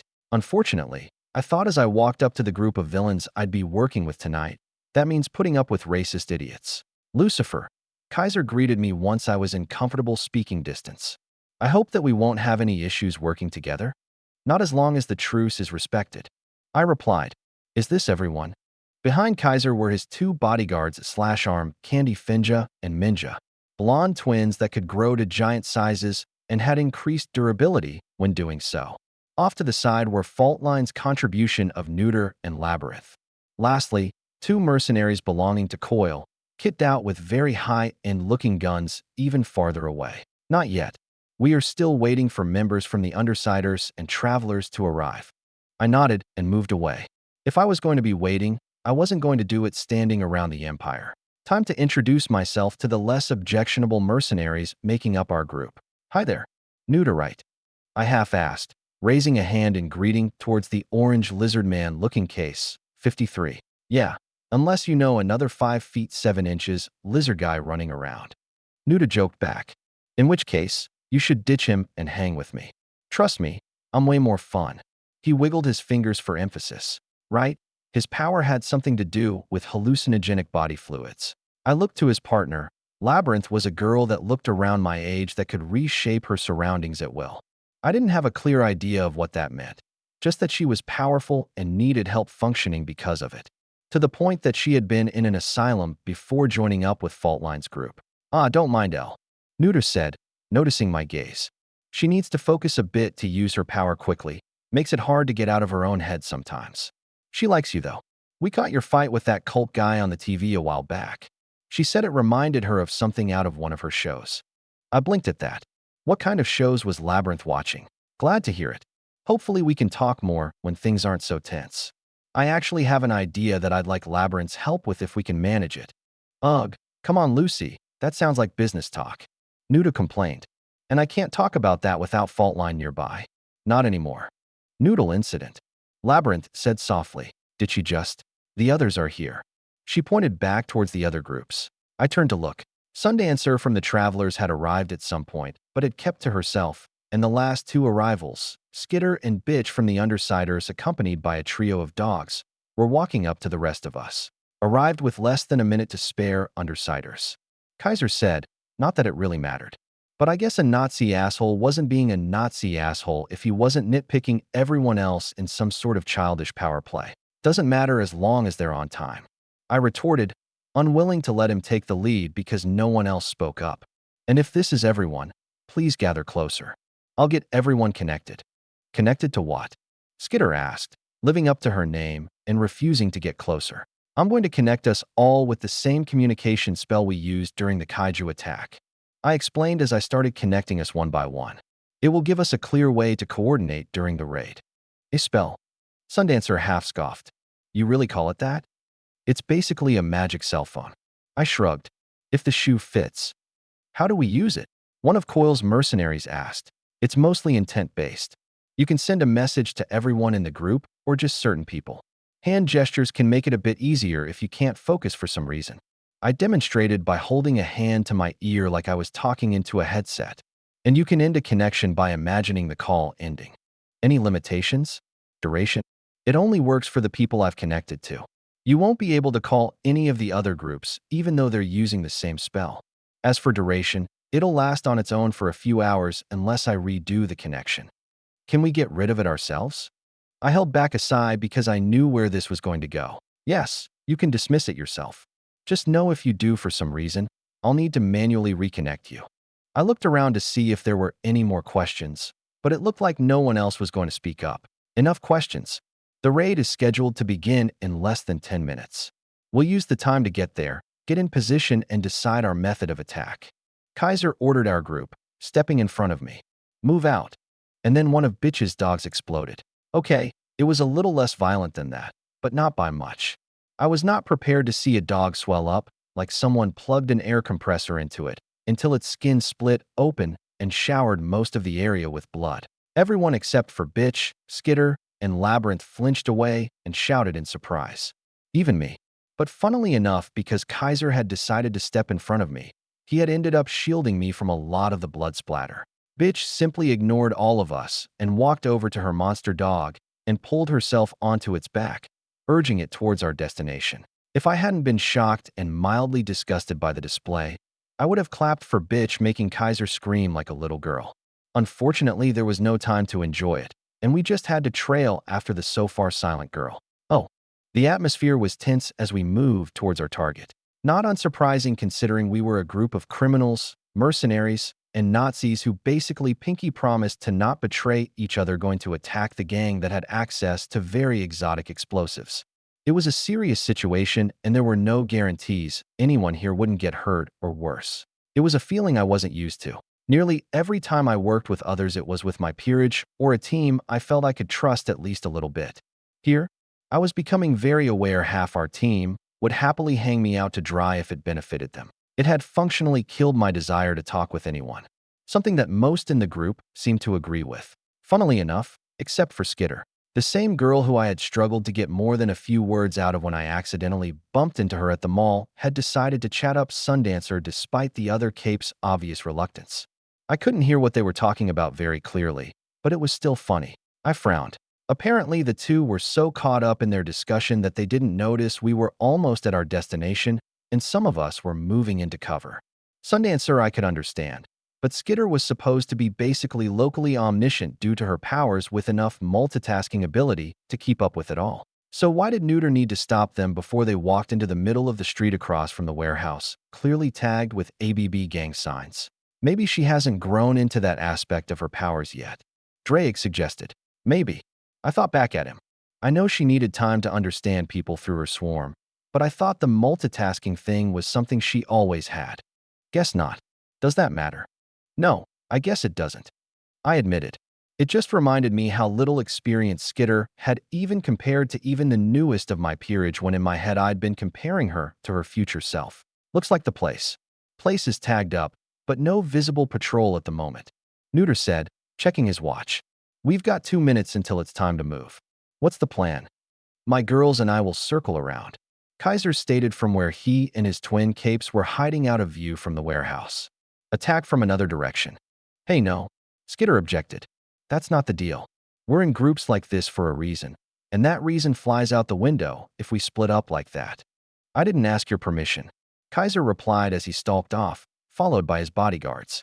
Then the Empire takes responsibility for any mishaps because of this then, right? I demanded. Up to and including considering the truce broken by your organization? That got him to pause. Kaiser turned back, and I got the impression he was glaring at me through his helmet. You're entitled to your opinion. He spat. Childish and immature as it may be. Are we going to stop them? Skitter asked as the Empire capes continued to leave. I could catch up to them. Bitch offered as she rejoined the group. Not worth it. Nudo offered, looking at me. And I could understand why. I was the only one that could realistically try forcing all three back. It's dangerous to fight among ourselves in enemy territory. We're also almost out of time anyway. I nodded at him. Agreed. Let's just hammer out the details for our plan then. Fine. Skitter huffed. Bitch, can you call Gru and Tattletale, let them know? They can take measures if they need to. While Bitch made her call, the rest of us started planning for what Bakuda might have set up and the roles for each of us. Skitter naturally ended up with the role of forward scout and would try to disable or at least mark any traps. Bitch and Neuter would assault the warehouse directly, splitting the floors between themselves. Sundancer, Labyrinth, and Coil's mercenaries would hang back and provide support and if needed help us retreat. I would be acting as a hammer in case we encountered any significant resistance. With those details settled, all that was left was to start. 5 seconds. Neuter announced as a timer on his watch ticked down. Skitter, start us off? Okay, she said as dark masses of insects started gathering around us and headed for the warehouse, just in time for the entire thing to suddenly explode. And this time it was exactly as violent as it sounded. The Devil of Brockton Bay, Chapter 49. Considering the ABB had been constantly setting off explosions for days, none of us were particularly surprised by something suddenly blowing up. Or if someone was, they got over it pretty quick. Everyone was moving in different directions. Bitch basically charged ahead like originally planned, but Neuter decided to grab Labyrinth and run off, while Sundancer ducked further back into the alley we came from. That basically left me and Skitter where we started, and she didn't need to move to see what was going on. Although there was still the other groups. Kaiser, what the hell just happened? I demanded through the comm spell, and got nothing back. He was either ignoring me or had disconnected the spell entirely once he was out of sight. Arrogant prick. Did anyone see what happened? Initial explosion was from inside the warehouse. We can see debris shifting from here, so something is alive down there and possibly fighting. Coil's sniper team reported. Wait 1, Oni Lee spotted. Firing. A gunshot rang out, and a moment later the sniper confirmed a hit followed by a curse. Guess that meant the Oni Lee that was hit was a clone. Obviously, we weren't getting lucky about anything tonight. Lung's also here, Skitter said, dropping her hand away from the side of her head as a magic circle faded into inactivity. Bitch saw him fighting Kaiser, Minja, Finja, and an unknown in red and white causing explosions fighting, but couldn't get closer because Kaiser has blades blocking off some areas. Of course he did. Okay, have her pull back and regroup here. I ordered. Oni Lee is probably still here, so she shouldn't be on her own. I'll join the fight with Lung. I want the rest of you to deal with Lee if you can. Skitter looked like she still wanted to argue, but I didn't have time for a long discussion right now. My wings snapped out, and I took to the sky. The roof of the warehouse had collapsed during the explosion, which gave me a pretty clear view of the three-way fight going on between the Nazis, Rage Dragon, and what looked like an armored man with drills for hands. Instantly, I felt a surge of irritation at the sight of the newcomer. I couldn't remember the name off the top of my head, but from the design, I could tell he was obviously another robot master, which meant fucking Dr. Wily was poking his nose into things. And since his robot master was fighting Kaiser's group just as much as Lung, he probably wasn't joining in on the truce. Ready, Drake? I asked, boosted gear glowing on my arm as I triggered the first boost. Always, partner. Let's go show this Lung what a real dragon looks like. The dragon in my soul growled. I folded my wings and planned to drop straight down on top of the Asian gang leader, but he either sensed me coming or moved by intuition and sidestepped enough that I ended up pulverizing the concrete he had been standing on instead of his spine. My follow-up caught him in the gut though, and all 12 feet of him were suddenly crashing through the thin walls of a warehouse office. Your help isn't needed, Lucifer. Stand aside. I could only sigh at Kaiser's demand. It was like dealing with some entitled rich kid every time he spoke. Oh, wait. Yeah? Didn't look that way to me. Who's your friend? An annoyance. Nothing more. Name's Crashman. Wily's robot interjected with a sharp grin. Demolitions extraordinaire and the one in charge of turning this building and everything in it into scrap. He raised one of his drills at Kaiser. Stick around and enjoy the fireworks. Kaiser was already raising a wall of metal in front of himself and his bodyguards, so they weren't hurt when Crashman's drill detached from his wrist and shot out like an 80s era-style rocket punch, or from the following explosion when the drill detonated. Unfortunately, that solidly put the robot master in the enemy category for me thanks to the truce. Theoretically anyway. Kaiser already told me my help wasn't needed, so I'd focus on Lewin.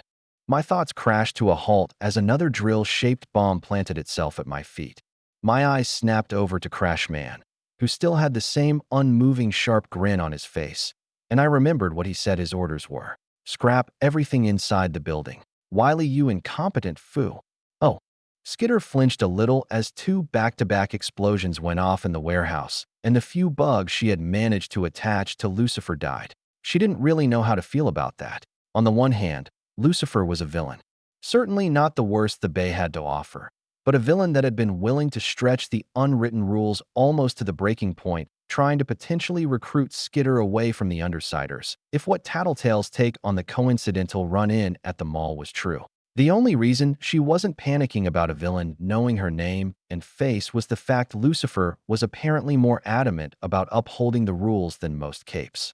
If Skitter never hinted at being a cape as Taylor, the peerage would give her space. On the other, they were currently allies. One of their heaviest hitters going down so early in the fight wasn't a good thing, especially since Sundancer kept refusing to actually use her power despite the duplicating assassin trying to kill them all. Skitter idly touched the cracked lens in her mask where Oni Lee had hit it with a throwing knife. Besides that, Rias and her group had been kind of okay, even if they were probably acting a bit to get her guard down. Skitter didn't want any of them dead. Bitch, you okay? Fucker stabbed me in the arm. If that was all they walked away with, it would be a blessing, Skitter thought, looking at the ruined eye of Brutus's monster dog form. Shit, was he going to be okay? Skitter spread her swarm out in a large cloud around them, so if Oni Lee made another appearance nearby she would know. It was the only thing that let her dodge what was probably another throwing knife to the back when he teleported behind them by diving to the side. She commanded the bugs that alerted her to his presence to converge and start biting and stinging. Oni Lee teleported away again before too many could swarm him, but Skitter noticed something odd when more bugs popped into existence nearby, close to where Sundancer, Neuter, and Labyrinth were. And then she felt the original bugs perish as they exploded into ash. Oni Lee was taking her bugs with him when he teleported. She could track his movements. Before she could make a move, though, streams of fire and lightning lit up the increasingly mangled ruins of the warehouse. It seemed Lucifer was still alive after all, and the fight with Lung was escalating. She couldn't do much about that until Oni Lee was dealt with, though. Bitch, over here. Oh, you okay, partner? Drake asked as I dragged myself out of a pile of rubble. Not only had the crash bomb sent me through a wall, the wall collapsed on top of me. Not going to lie, I was getting pretty pissed off at this whole mess. Kaiser had turned a simple, straightforward raid into a clusterfuck. Coil was fucking me and my peerage over in the background. Lung was just here. And to top it all off, Wily not only decided to jump in and try to deal with things on his own, but was also either intentionally attacking us all or was so bad at programming his robots we were all valid targets for being in the warehouse. Just peachy. I snarled back as I glared over to the ongoing three-way fight. Finja and Minja were struggling to deal with an almost 15-foot Lung despite being around 18 feet tall themselves. I saw the one with the sword and shield move to block Lung from moving while the one with the spear jabbed at him from behind, only for both of them to fall back when Lung hosed them down with a blast of fire. The shield blocked it long enough for Kaiser to try spearing Lung through the chest with a lance of metal that neither Nazi twin were hurt. But that was a one-off trick considering the shield was glowing a dull red from the heat and quickly discarded. Kaiser himself was mostly stuck holding off Crashman. His projected metal either trying to trap or stab the robot master, but was almost always blown away before it could get close enough. As for Crashman, he was basically just bombing the whole area without regard for anyone or anything. Target number 1 acquired then. Boost. I burst back towards the fight in a flash, just in time to grab one of Crashman's bombs an instant after it launched from his arm. I was glad I used my left hand, though, because the drill on it almost tore through my gauntlet even with 4 boosts stacked on me. I didn't want to see what it would do to my armored hand. Spinning a bit to bleed off its momentum, I flipped the drill around and stabbed it towards his chest.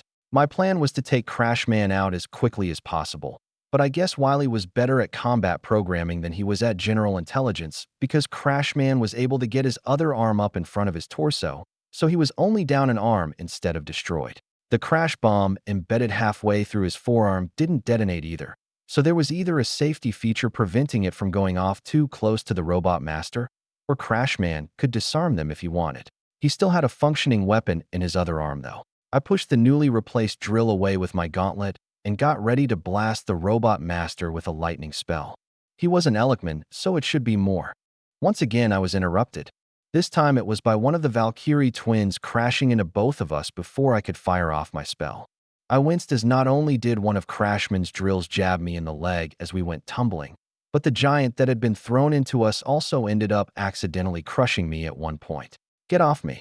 I grumbled as I tried shoving her stupid, poorly designed boob plate out of my face. Nessa, move. The other Valkyrie's shout wasn't for me, but it gave me enough warning to see what she was yelling about. Lung had decided to chase after the twin he threw and was maybe 2 seconds from bowling over us in a rush of fire and scales. Well, let's see how he liked a face full of lightning. The spell circle formed and fired maybe a half second after Lung sent another gout of flame at us. Fire and electricity combined, and through a weird interaction of parahuman-generated fire and demonic magic I didn't understand, exploded upward. That was kinda cool. Boost. I shook my head as another power-up surged through me. That was 5 total. More than enough to go head-to-head with Long. I pushed off the ground and towards the increasingly scale-covered cape and threw a punch at his head. Scales shattered, blood flew, and teeth broke, but Lung barely staggered as he returned the hit. I brought up both arms to catch the backhand, causing a small boom where our limbs collided. I think I surprised him with that, honestly, because his follow-up was to tilt towards where he thought I would be smacked away, not to actually attack again. So I got a free hit in instead that sent the Dragon Man sprawling backwards. Got him. Lung was wide open, and all I needed to do was zap him unconscious, and then we won. So naturally, Kaiser fucked it up. A wall of blades shot up all around the fallen gang leader, pinning him to the floor and coincidentally stopping me from getting closer. Kaiser, I do not need your help dealing with this animal. As blatantly incorrect as that statement was, I wasn't the one to reply. But you do need help in demolishing these shoddy structures. Crashman announced his return to the fight, firing 3 of his crash bombs at the blade-covered Lung. Allow me to assist. Don't you? The triple explosion did destroy Kaiser's mound of blades. But all it seemed to do to Lung, when the cape staggered out of the smoke and roared at us, was blow some holes in his scale armor and make him mad. Couldn't forget that part. The Devil of Brockton Bay, Chapter 50. Our momentary 4-way standoff, no, 5-way. The second Valkyrie twin was back on her feet, was broken by Lung charging one of the twins. Kaiser must have anticipated that because a series of spears shot out of the floor that Lung had to change direction just to avoid impaling himself on. The Nazi twins quickly moved to counter him, and I left them to it and focused on Crashman. If the chief Nazi wanted me to stay out of his fight with the same gang leader he failed to take down for years, I'd stay out of it. The truce was to cooperate, not sacrifice myself protecting the idiot. He could focus on that while I focused on the robot master insistent on blowing all of us to hell. Crashman wasn't going down without a fight, though. He saw me coming for him and used his still functional arm to shoot a bomb at his feet, and then surprised me by jumping straight up almost to the ruined roof of the warehouse, almost 25 feet in the air. I threw my hands up in front of my face and powered through the explosion. Then I looked up at the now falling robot master and grinned. Mistake, I practically sang, and jumped after him. With no leverage or ways to maneuver midair, I was confident I could disable him and focus on ending the other fight. Crashman had other ideas. He didn't try to dodge or counterattack with the little mobility he had. Hell, he barely tried to block, crossing his arm in front of his chest. In fact, he almost seemed to lean into my attack just to position himself better for a full-body hug, even as my first attack nearly tore his right arm off at the elbow. No mistake, just the best way to get you close. He shouted back, an unhinged glee in his eyes. You won't be able to get away this time. I was suddenly very aware of the 3 crash bombs practically touching me since he still had the one I'd used to disable his left arm rammed halfway through his forearm. But while 3 of those would hurt, I was confident I'd survive. You'll only destroy yourself. I tried to reason with the crazy robot. Temporarily, he agreed. But if stopping you here serves Dr. Wiley's ambition. He never finished that sentence as all 3 bombs beeped once behind me. I had a split second to brace before the combined explosion sent me flying uncontrolled through one of the warehouse's walls and skidding down the street. Fucking out. For a moment I was tempted to just lay there and wait for the world to stop spinning. I had definitely taken Crashman out of the fight by forcing himself to self-destruct, so I deserved at least a little break to recover from getting launched like a bottle rocket, right? Unfortunately, I could still hear the others fighting, which meant we weren't done yet. As I pushed myself out of the divot I had carved into the pavement, I did a quick pat-down damage check. I was covered in a good amount of scrapes and bruises that didn't seem too serious, and my back felt pretty burned from taking a triple explosion point blank, but nothing that was going to hinder my ability to fight for now. My bodysuit was naturally mostly trashed and was almost completely blown off my back area, but it still covered the important bits, kinda. I was about one good hit to the single scrap of fabric on my left shoulder from giving everyone a show. Something I'd like to avoid if possible. My self-inspection ended when night turned to day as a star suddenly appeared in the remains of the ABB warehouse. Around the same time, a somewhat battered skidder ran up to me. "Lucifer, are you okay?" The younger teenaged villain half demanded, half asked. It was such a departure from the timid person I had met at the mall that I nearly did a double take. Instead, I focused on the warehouse. "A little battered, and I'm going to need a very long hot bath after tonight. But I'm fine. What's going on over there?" We managed to drive off Oni Lee, but both of Coil's mercenaries were hurt in the fight and Neuter got stabbed. He's staying behind with Labyrinth for now, while Bitch helps them move somewhere safer. I had Sundancer go try to help with Lung while I came to check on you. Skidder gave me an update. Finally convinced Sundancer to use her power too. She sounded frustrated about that last part. I nodded at that. Not exactly surprised Nuda got hurt. Outside of very specific situations, no one won in a knife fight. Good to know. I'd better get back in the fight. You should try to find a place out of the way so you don't get caught in the crossfire, I said, already starting to move. Skidder stopped me though. "Wait, Lucifer, your mask." I paused and raised a hand to my face. Sure enough, my domino mask had vanished some point between the explosion and crash. And honestly, it wasn't much of a concern at the moment. No helping it. We've got bigger problems than my non-existent secret identity. Let's go. Halfway back to the warehouse, the artificial light pouring out of the building cut off suddenly, and all sounds of fighting stopped. I quickly ducked back into the warehouse through a ruined wall and immediately saw why. It was, after all, a little hard to miss the giant silver-scaled monster Lung had turned into standing in the middle of the room with a lance of metal impaling him through the chest. The other people in the room didn't seem happy about that fact, though. Sundancer was visibly upset while the Nazi trio was standing on the other side of the floor, weapons out, and looking like they were ready to keep fighting. Feeling the tension still in the air, I decided to get some answers. "What's going on?" I ended it. Kaiser said confidently. It was already over. Sundancer snapped back. Confusion followed by a sense of grim clarity flowed through me. They thought they won. That the regenerator was somehow killed by something as simple as a tiny hole through his heart. I opened my mouth to say something, but I was too late. Lung proved he was still alive when a pair of blood-red wings unfurled from his back, and he ripped the metal out of his chest while simultaneously growing another 2 feet in an instant. My aborted warning turned into a curse as the scaled monster rushed Kaiser and put him through a wall. In the same heartbeat, Lung turned to bat aside the spear one of the Valkyrie twins thrust at him, grabbing her by the wrist and stabbing into her stomach with a clawed hand. The other twin cried out at the sight of her sister getting impaled and was distracted when Lung simply threw his victim at her. The sword-wielding giant dropped her weapon to catch her twin, while Lung ignored her and turned towards the rest of us. "Sundancer, run!"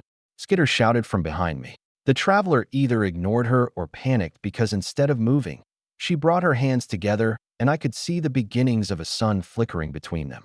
Obviously, Lung also saw that and growled a denial while pointing a claw at her and making a crushing motion. Sundancer's power cut out like a snuff candle. She tried again, but Lung shut her down just as easily the second time. I was already moving towards the idiot too dumb to run when her power was obviously getting trumped and pushed her behind me, a spell circle blooming under my feet. My shield spell snapped into place just in time for Lung to hose the both of us in waves of fire that splashed harmlessly over my defenses. At the end of the day, Lung's fire was just that. Mundane if incredibly hot fire. That didn't mean I wanted to stand around all day hoping Lung wouldn't think of a way through it. I jabbed the stunned-looking Sundancer who had been staring at the flames. Either help or get out of the way. I yelled as I focused on creating several more spell circles around me. All that practice in the mountains had. Predictably, if somewhat disappointedly, Sundancer scurried away instead of preparing to fight. I couldn't even say anything to her about it either because Lung chose that moment to realize his flames weren't doing anything and stopped the torrent of fire. He looked at my shield and cocked his head in a disturbingly cat-like manner before slamming a clawed fist into the magical barrier. It held, but only just. Massive cracks spread from the point of impact, and I could feel the spell fighting to destabilize. The only reason it hadn't shattered at this point was because I was still directly feeding the spell energy.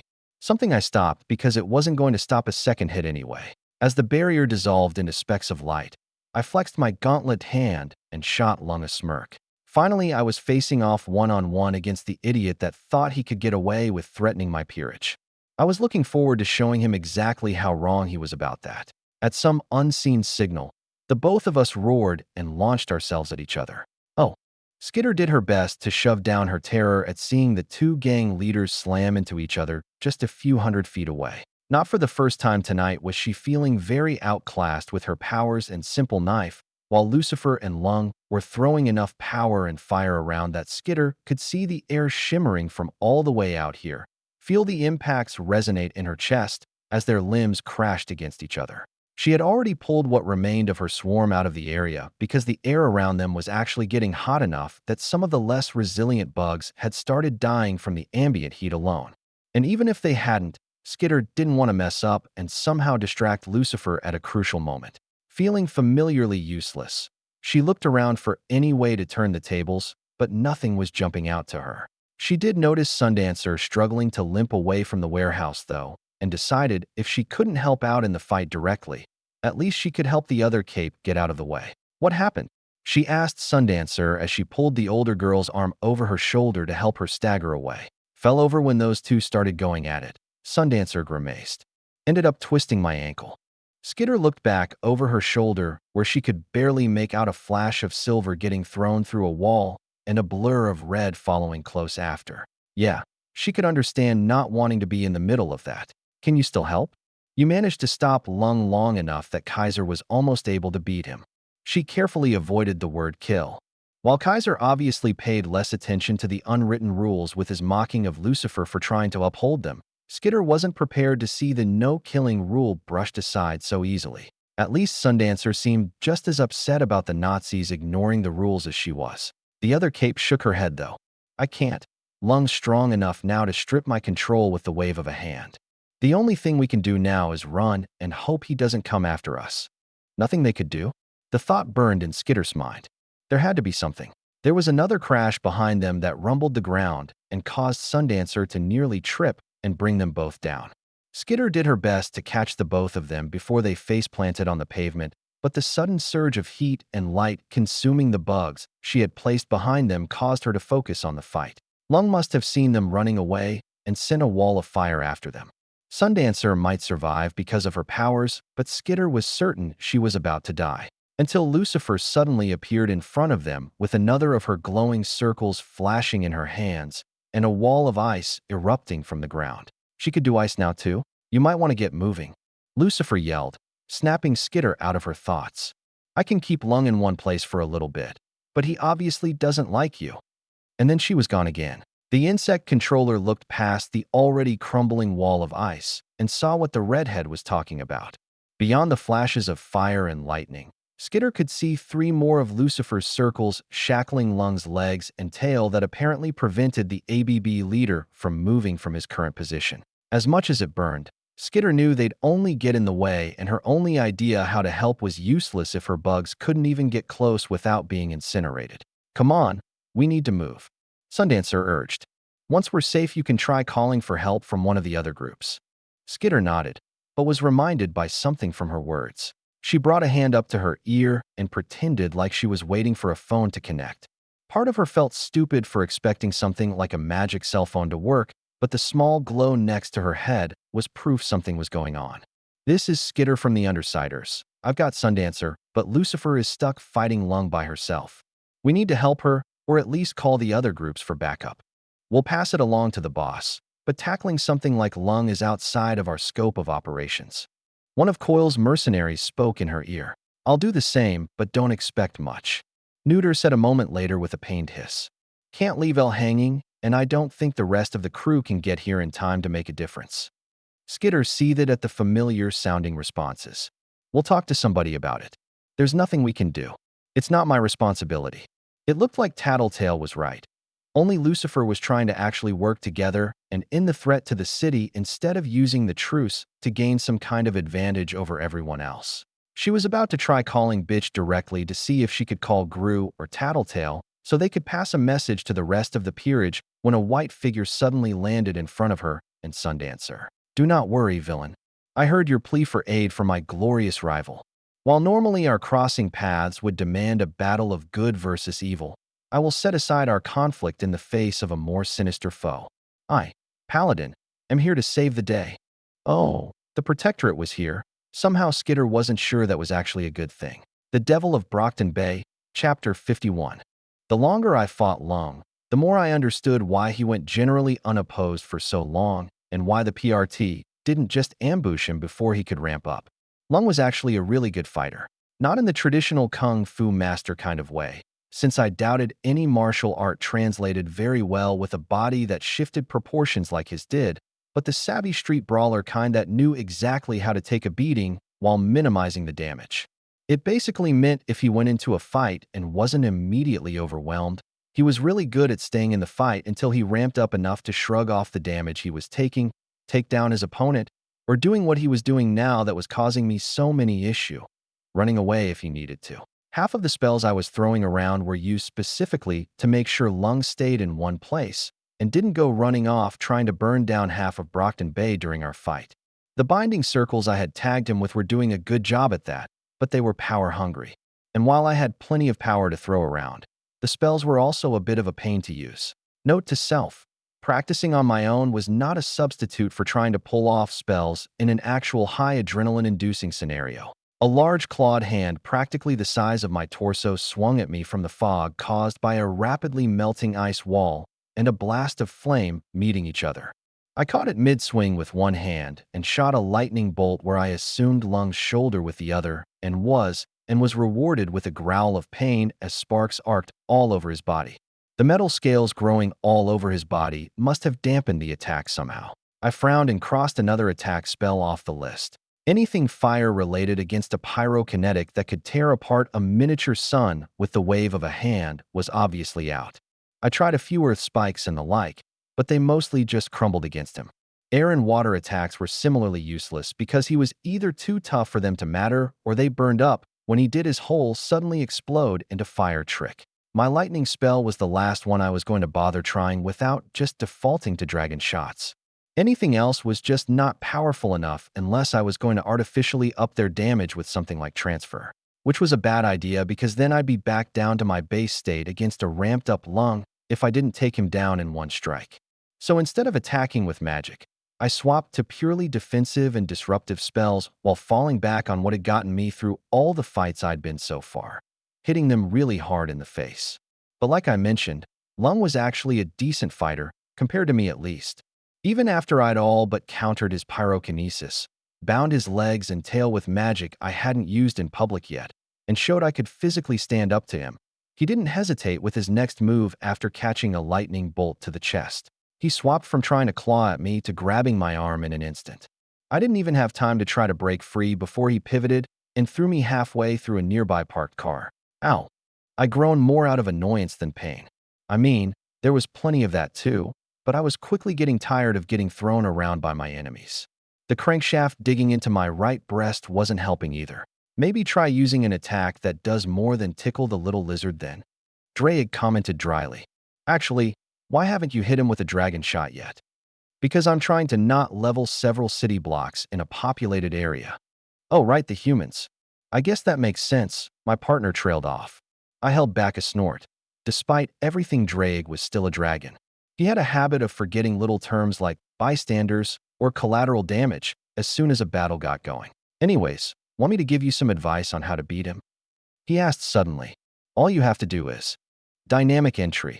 Whatever Drake was about to say was cut off as an unfortunately familiar figure arrived by trying to dive kick the ABB leader and miss horribly when Lung's neck twisted like a snake at the sudden shout. I sighed as Paladin not only managed to miss a near 20-foot target and crash into the street, but then stood up proudly, and like that was his intention from the beginning. Your rampage is at an end, villain, because I am here. The hero announced as he posed of all things. Surrender now or face justice at the hands of Paladin, the White Dragon Emperor. Fucking hell, he was going to get himself killed. Lung growled in rage, visibly growing another few inches at Paladin's demand, and lunged forward in an attempt to disembowel him. Luckily for him, Paladin was just at the edge of where my binding circles were keeping Lung locked in place. So instead of tearing him in half, Lung's claws just barely sliced through the front of Paladin's costume. The white-clad hero yelped and tripped backwards in surprise from the close call. And as much as I didn't want him bothering me anymore, I also didn't want him dead. Get out of here, you idiot. I yelled at him. Either run or get help. I'll handle him. Ha, don't fret, my villainous rival. A few scratches won't scare me off. And I wouldn't be a hero if I ran away while leaving a lady in distress. Balance breaker. There was a flash of white light, and Paladin was suddenly covered in his scale mail. He crouched slightly and immediately flew up to avoid the rush of fire Lung sent his way before closing with the gang leader, where they both began brawling. Which was not a good thing since the binding circles I had on Lung were quickly starting to burn out from the effort of trying to keep him in one spot. I needed to get back in the fight and reapply those before Lung broke free and decided to use his wings to just leave instead of using them as extra limbs to smack Paladin around. Too bad I didn't make it in time. While I was scrambling to shove my way out of the engine block, Paladin decided that Lung was too hot to keep out in the middle of the street and tried to take the whole fight into the sky. Not exactly unreasonable since the asphalt was starting to melt from the heat he was putting out, but Paladin slamming into Lung's stomach and launching upwards was the straw that finally broke my binding spells. So now there were basically two dragons fighting in the airspace over the docks that could potentially spill over to other areas of the city. And none of the other members of my group would be any help because none of them could fly. Okay, I didn't have much time before Lung either took out Paladin or decided to make a break for it. I had no idea how fast he could fly, but after all this, the last thing I wanted was for him to escape. With that in mind, I focused on the communication spell and sent a message to everyone still connected. I don't have a lot of time before I need to do something about Lung. Who's still here, and what's your status? Me and Sundancer are back down one of the alleyways. Skitter announced.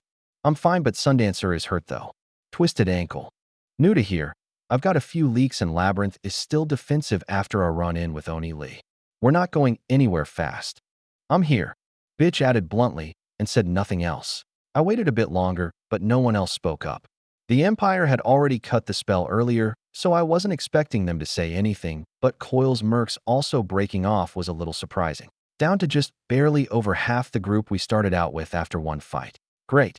Well, just in case you couldn't see, Paladin showed up, and now he and Lung are fighting in the sky. I need to go help out before he gets away, but more of the Protectorate could be on the way. I need you guys to restrain the ABB members and then clear out before they get here. Not sure that's a good idea. Some of us are in rough shape, and a ganger only has to get lucky once. Neuter objected. Skitter spoke up before I could. I can knock them out from a distance using my swarm. If Neuter can douse a few bugs in blood or something, I'll knock them out, and we can secure them after. There was a loud boom followed by a roar as the two aerial combatants collided again. I looked up and bit back a curse. Despite going head-to-head with Paladin, Lung was moving west towards the rest of the city. I was out of time. I'll let you guys figure it out. I've got to get going.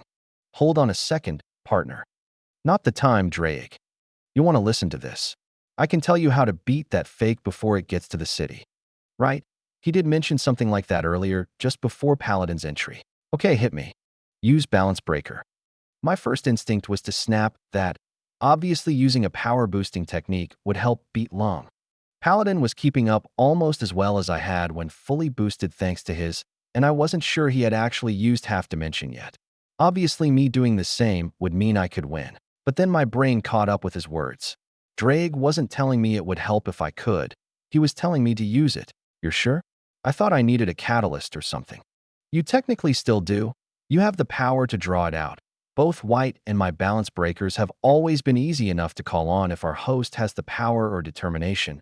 But you need something to focus on to prevent yourself from going on a rampage. A strong enough emotion, or will could offset that. But why bother when you have an appropriate target right there? You mean Lung, right? Yes, him too, I suppose.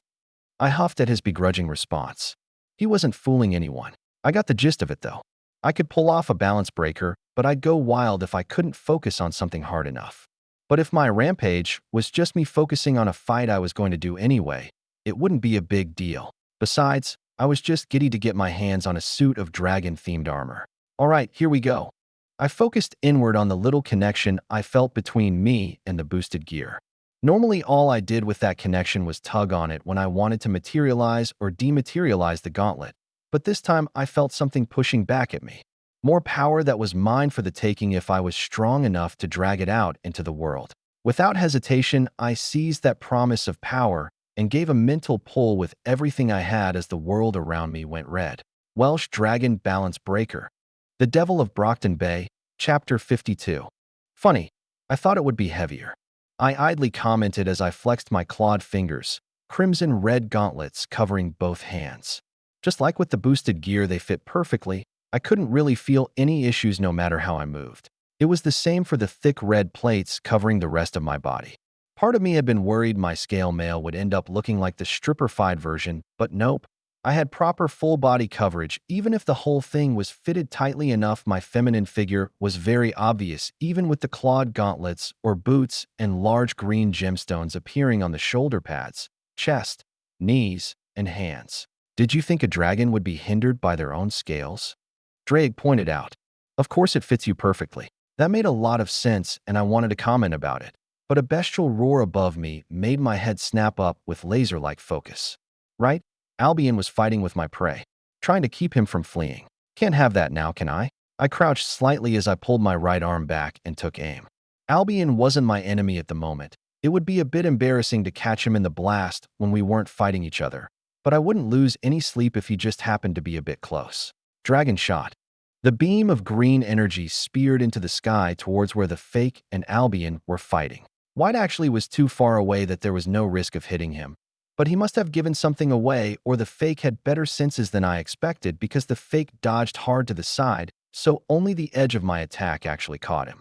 Still, when the light of my attack faded, the fake was missing an arm and a large portion of his right wing. Those already seemed to be regenerating. But the more important thing was that the fake was no longer escaping.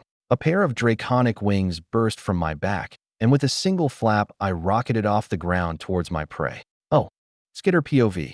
It was only after the ground stopped shaking and the light faded that Skitter realized that she had fallen to the ground screaming and, in fact, wasn't dead by a Bakuta bomb they had missed or Oni Lee making a surprise return. She scrambled back to her feet and looked around even as she directed her swarm over the knocked-out ABB gangers and the rest of the ruined warehouse. All of them were still right where they had been knocked out thanks to a few airdropped beetles dipped in Neuter's blood, and it didn't feel like there was any more rubble than before, which meant that blast of light had come from somewhere else. Skitter looked skyward where Paladin had been tangling with Long. The white-armored protectorate hero was easy to spot in the night sky, thanks to both the color of his armor and the giant blue holographic wings he used to fly. Lung was just as easy to spot considering the halo of fire he kept around himself. Although Skitter was stunned to notice he was now down an arm somehow. The cause of that was pretty obvious, though. It probably shouldn't have been a surprise that Lucifer could summon more armor than just that gauntlet she had, but Skitter couldn't help but be surprised at it anyway. Mostly because of how similar it looked to Paladin's armor, but even from a distance the knee-length crimson hair was a dead giveaway. Lucifer seemed to practically teleport towards Lung before grabbing his neck and hurling him somewhere over the horizon. She looked ready to follow after him, but Paladin moved first, grabbing her by the shoulder and seemingly trying to talk to her. The red-armored cape apparently wasn't in a listening mood though, because she grabbed him too and tossed him the same direction she threw Lung and vanished herself immediately after. Skitter jolted when Angelica whined and nudged her. "I'm all right," she whispered to the horse-sized monster dog. "Right. No time to worry about that right now." She needed to make sure everyone was secure and then leave before more of the Protectorate showed up. "Oh, Emily Pigott POV. Say that again," the director demanded. Bakuda was successfully captured, but she had a trump card besides the dead man's switch. Armsmaster reported grimly. A suspected EMP device with a blast radius at least the size of the city, potentially larger, that's armed and on a countdown. Can it be moved? Disarmed. Not conventionally to the first, possibly to the second. There is a remote disarm function in Bakuda's notes, but anything except the correct frequency will trigger the device immediately. So they had a bomb they couldn't disarm, and that could be set off accidentally from getting too close to a radio. Then we can't risk it. Armsmaster, I'm ordering you to get that frequency out of her however you can. Unfortunately, that's impossible, Director. The tranquilizer I administered was originally designed for Lung. It takes 12 hours to wear off in a normal person. The detonation timer will go off in 6. Pigott bit back the urge to curse. It wouldn't help them. I need options. You said it couldn't be moved conventionally. How so? There's a motion trigger if the device moves from its current position too much. Teleporting it would work, but the only cape I can think of with the range needed is Strider. The other option is a controlled detonation. Paladin's breaker state could reduce the explosion fast enough that only the building the bomb is in would be affected at most. Paladin isn't available. The last we heard from him, he was engaging Lung. Pigott said with gritted teeth. I see. Then I have another idea. I'll need Vista and Clock Blocker at my location. I'm almost afraid to ask. Why do you need 2 wards around a city-destroying bomb? There is no organic material in the bomb's construction. Vista could compress the space enough that we can surround the device completely and have Clock Blocker use his power on the cover. Even the shortest duration of his power is enough that a controlled detonation would dissipate to harmless background radiation before it expired. Pigott made a decision. I'll have them directed to your location, but do not attempt anything unless I give the go-ahead.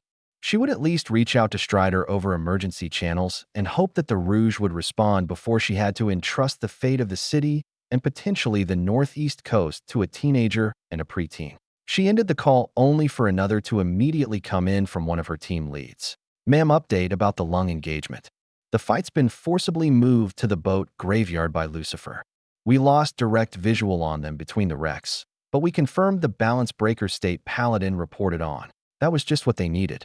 The Grimmery girl who already destroyed a small town fighting something the size of an Endbringer getting a power-up and fighting a cape that had fought one-on-one with Leviathan for hours in hers. But if they were limiting the battle to the boat graveyard, what's Lung's status, and can Paladin and Lucifer keep him contained until the rest of the Protectorate can be rerouted?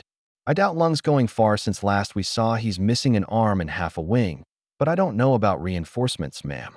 Lucifer looks like she's willing to take a swing at Paladin every time he gets close. Of course she was. Heaven forbid a cape act reasonably. Wait, what did he say? Lung is missing an arm? Considering the way the gang leader fought and who it usually was against, it wasn't surprising to hear he had been given severe injuries, but it was supremely rare to hear of him ever missing a limb, let alone by the time he had ramped up enough to the point he had grown wings. By that point, Lung was usually considered durable enough to shrug off anything that wouldn't flatten a building if it missed, and fast enough that he could dodge anything that could hurt him. Pigott didn't even bother wondering what could have caused the injury when it was obvious. A second lance of green light erupted from the direction of the graveyard out over the ocean. This one angled low enough that Pigott could see the wake trail left behind even from the PRT headquarters. Imam, that blast just vaporized 2/3 of the Evergreen. Christ, 2/3 of the sunk container ship that had placed a stranglehold on the city's shipping industry because it was too big to move, just gone because of an overpowered teenager. Pull back and be prepared to extract Paladin if needed. Support only. She barked and ended the call. Despite the new development, she still had a bomb to worry about. Arms Master, go ahead with your plan. If we're all still alive by the end of it, I need you to head for the docks with all available Protectorate capes that can get there in time. We have another situation. Oh, Paladin POV. I don't think this is normal.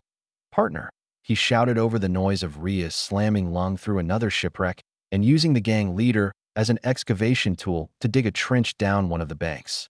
The Rias he knew was always super cool and practical, even when facing down Godzilla.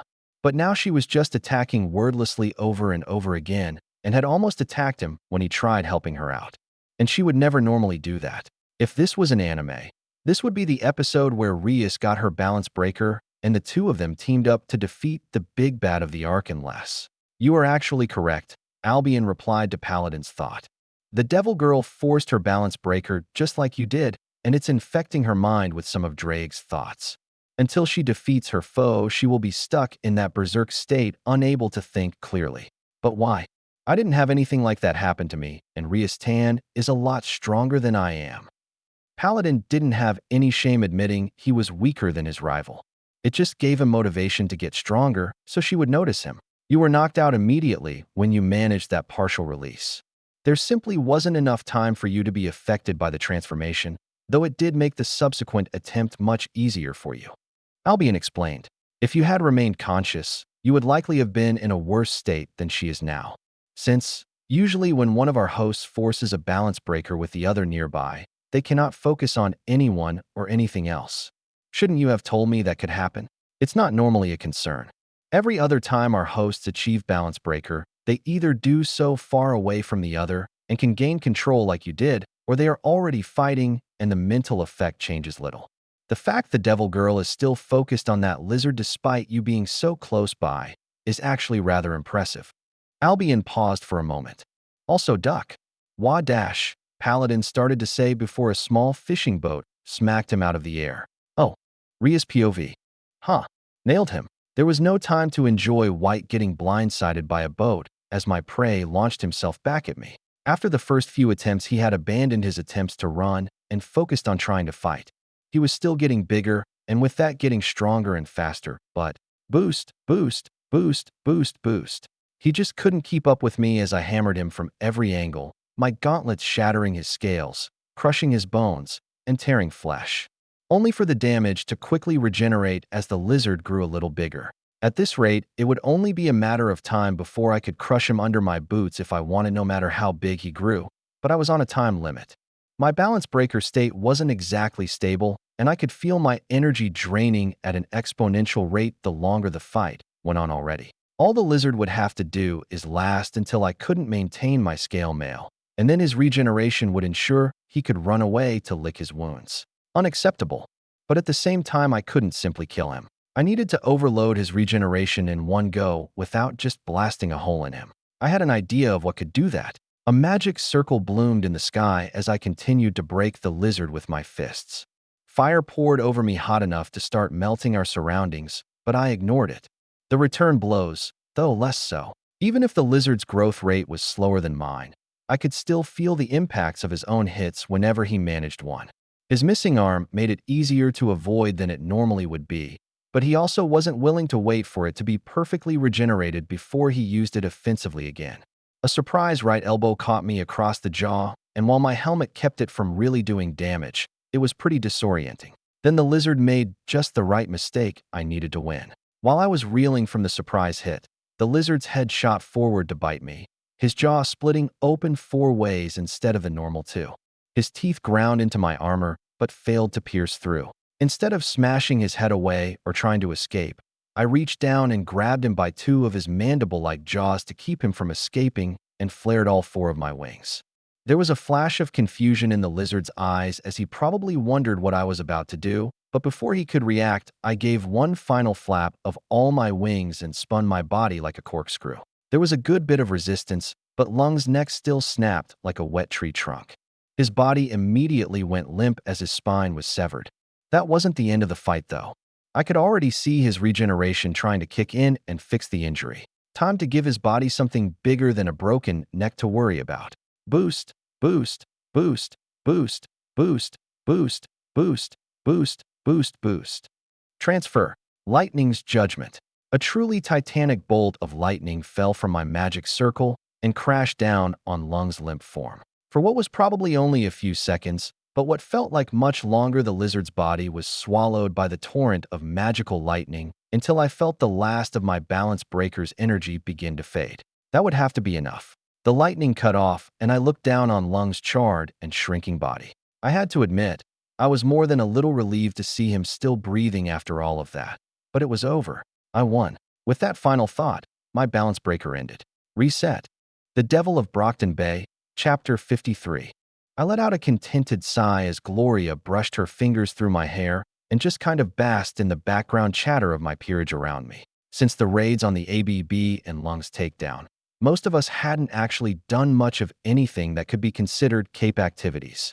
We didn't see a reason to. Lung had been captured, but Kuda was apparently taken down in a surprise raid by the PRT that had Coil's greasy fingerprints all over it, and the ABB was being torn apart on all sides.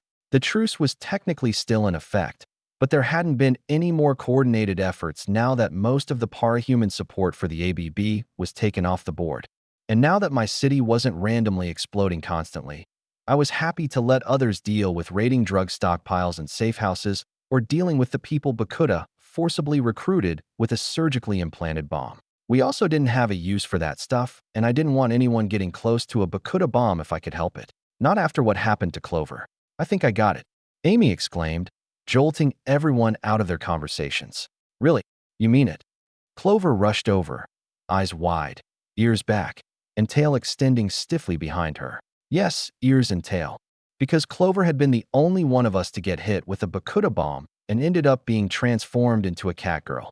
Not the anime type either, with just a few extra features tacked onto a human body, but full-on anthropomorphic catgirl with fur, snout, teeth, and claws as well.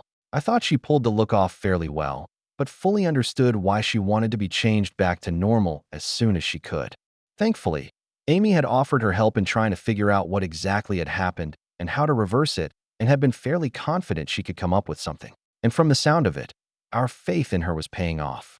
Yeah, it took me a while, because I thought Bakuda had made something that was trying to overwrite your DNA within animals or something, but it wasn't anything like that at all. Instead, she made a teleporter that didn't differentiate what it was transporting and combined everything at the destination. I blinked at that and shivered. It sounded like an exceptionally cruel way to kill someone that only got worse the more people that got caught up in it. Wait, if I was teleported, how did I end up looking like this then? Clover asked, apparently not getting it immediately. It's like that old movie The Fly, Sam chimed in. You were teleported along with a cat and fused at the molecular genetic level. Amy nodded. Right, which is why it took me so long to figure out what happened.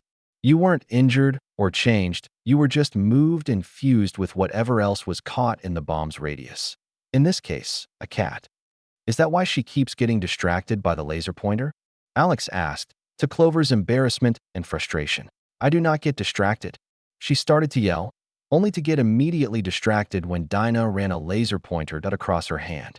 Clover immediately focused on the little red dot in exclusion to everything else and began to chase it around the room while the little precog giggled in the corner.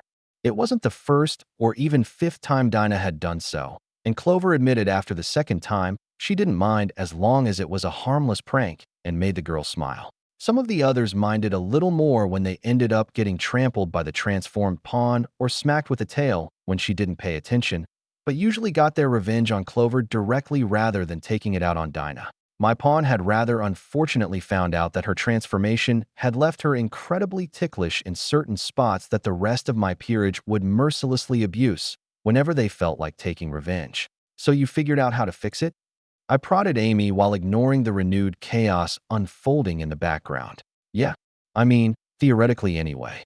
She shrugged. All we need to do is separate Clover from the cat somehow. Could the teleportation circles be configured to do something like that?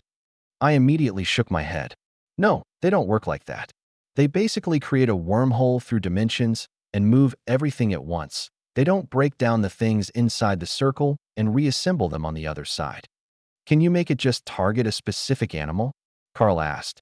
Make a circle to specifically teleport a cat, so Clover gets left behind. We'd still have to break down their bodies somehow. And I'm not sure I can target just the cat parts accurately enough. I could do that. Amy volunteered.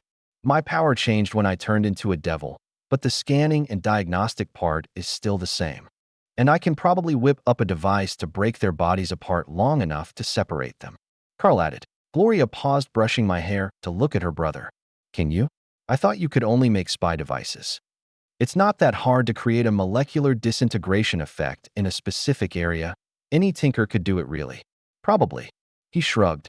The hard part is making it strong enough and portable enough to do anything. That part one can't do, but since we just need to give a little push so we can separate Clover and the cat, easy enough, I can have it done this after. Oof. Carl was cut off as Clover vaulted over his head and off his shoulders in her pursuit of the elusive red, while Sam and Alex ran after her with Dinah on Alex's shoulders, laughing the whole time, only pausing long enough to shout an apology before taking off again. Did I say this afternoon? I meant tomorrow.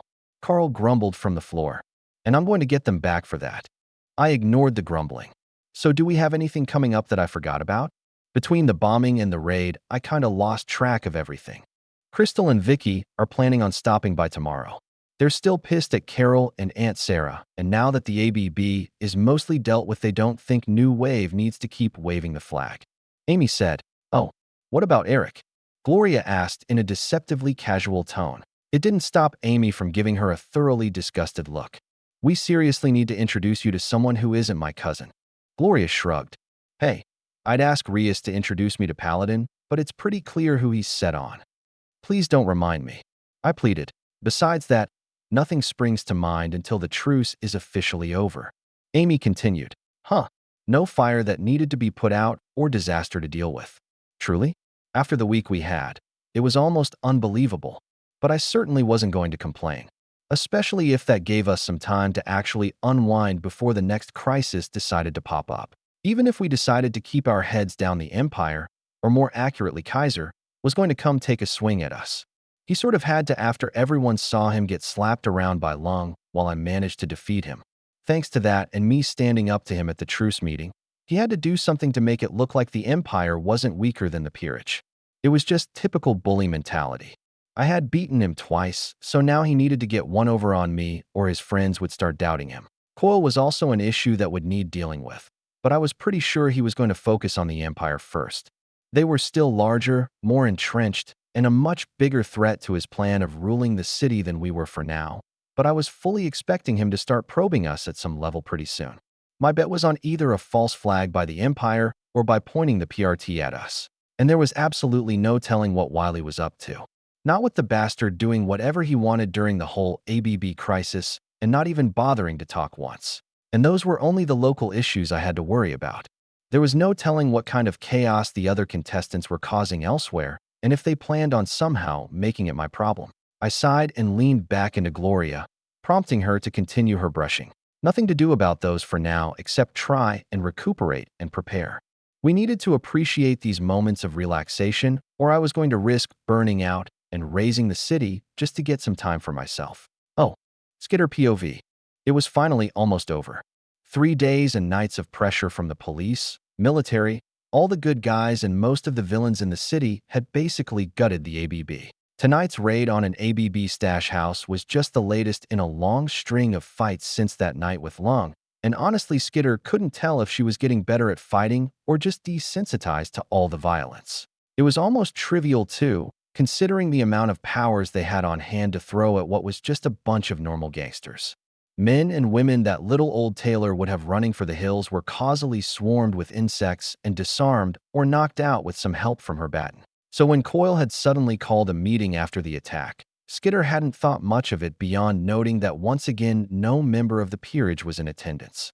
Lucifer not being here was understandable, since she had gone hand-to-hand with Lung and almost surely walked out with some kind of injuries. Skitter also heard that apparently one other member had a bomb go off in her face, and knowing Bakuta's work, likely hadn't survived. It was a sobering reminder that bad luck and the right power could take down anyone. All right, Coil, the floor's yours. Faultline spoke up once each group had some sort of representation. I realize everyone would rather head home, so I'll keep this brief. Some of my informants received some troubling news about the peerage. Coyle said smoothly. I trust most of you know about the PRT's blockade around the mansion Rias Gremory took over when she came to the city, correct? Skitter shifted uneasily at the comment, both because of the casual disregard of the unwritten rules and because she didn't know about the blockade. Thankfully, Tattletale stepped up to make sure that everyone was on the same page. You mean when they sat outside her front lawn for a few weeks after she apparently brought Panacea back from the dead and ran off because they couldn't get inside? Something about defenses no one could get past. Coyle nodded. Precisely. According to my sources, Panacea wasn't the only person the peerage has been keeping in that mansion. One of his mercenaries handed out sheets of paper to everyone that had stayed for the meeting. When Skitter received one for herself, she saw it was a blurry printout from what looked like a low-resolution camera, or one that had been taken from extremely far away and zoomed in even further later on. On the sheet was what looked like a member of the peerage, the girl with the yellow jumpsuit, carrying a young girl under her arm like a sack of potatoes into the house. Meet Dinah Alcott, a 12-year-old girl that has been missing for several weeks now and just so happens to be the niece of our dear mayor. The PRT reached out through some, let's call them back channels, and requested any assistance we'd be willing to give to retrieve the young lady, for which you would be compensated for, naturally. Skitter felt her stomach sink at the revelation. She had worked with the other villain groups over the last few days enough that she felt like they were decent enough people. She had thought the peerage, and Lucifer especially, to also fit in that group. And now she finds out the whole time they had kidnapped a girl and locked her away for weeks just because of her family. Skitter did her best to push her anger and disappointment down, but at the same time, she had an epiphany. It might not be the same as discovering the Undersider's secret boss, but rescuing a family member of the mayor would definitely be something to prove herself as a hero. Something she could bring to the Protectorate to prove she wasn't just a clueless teenager playing around.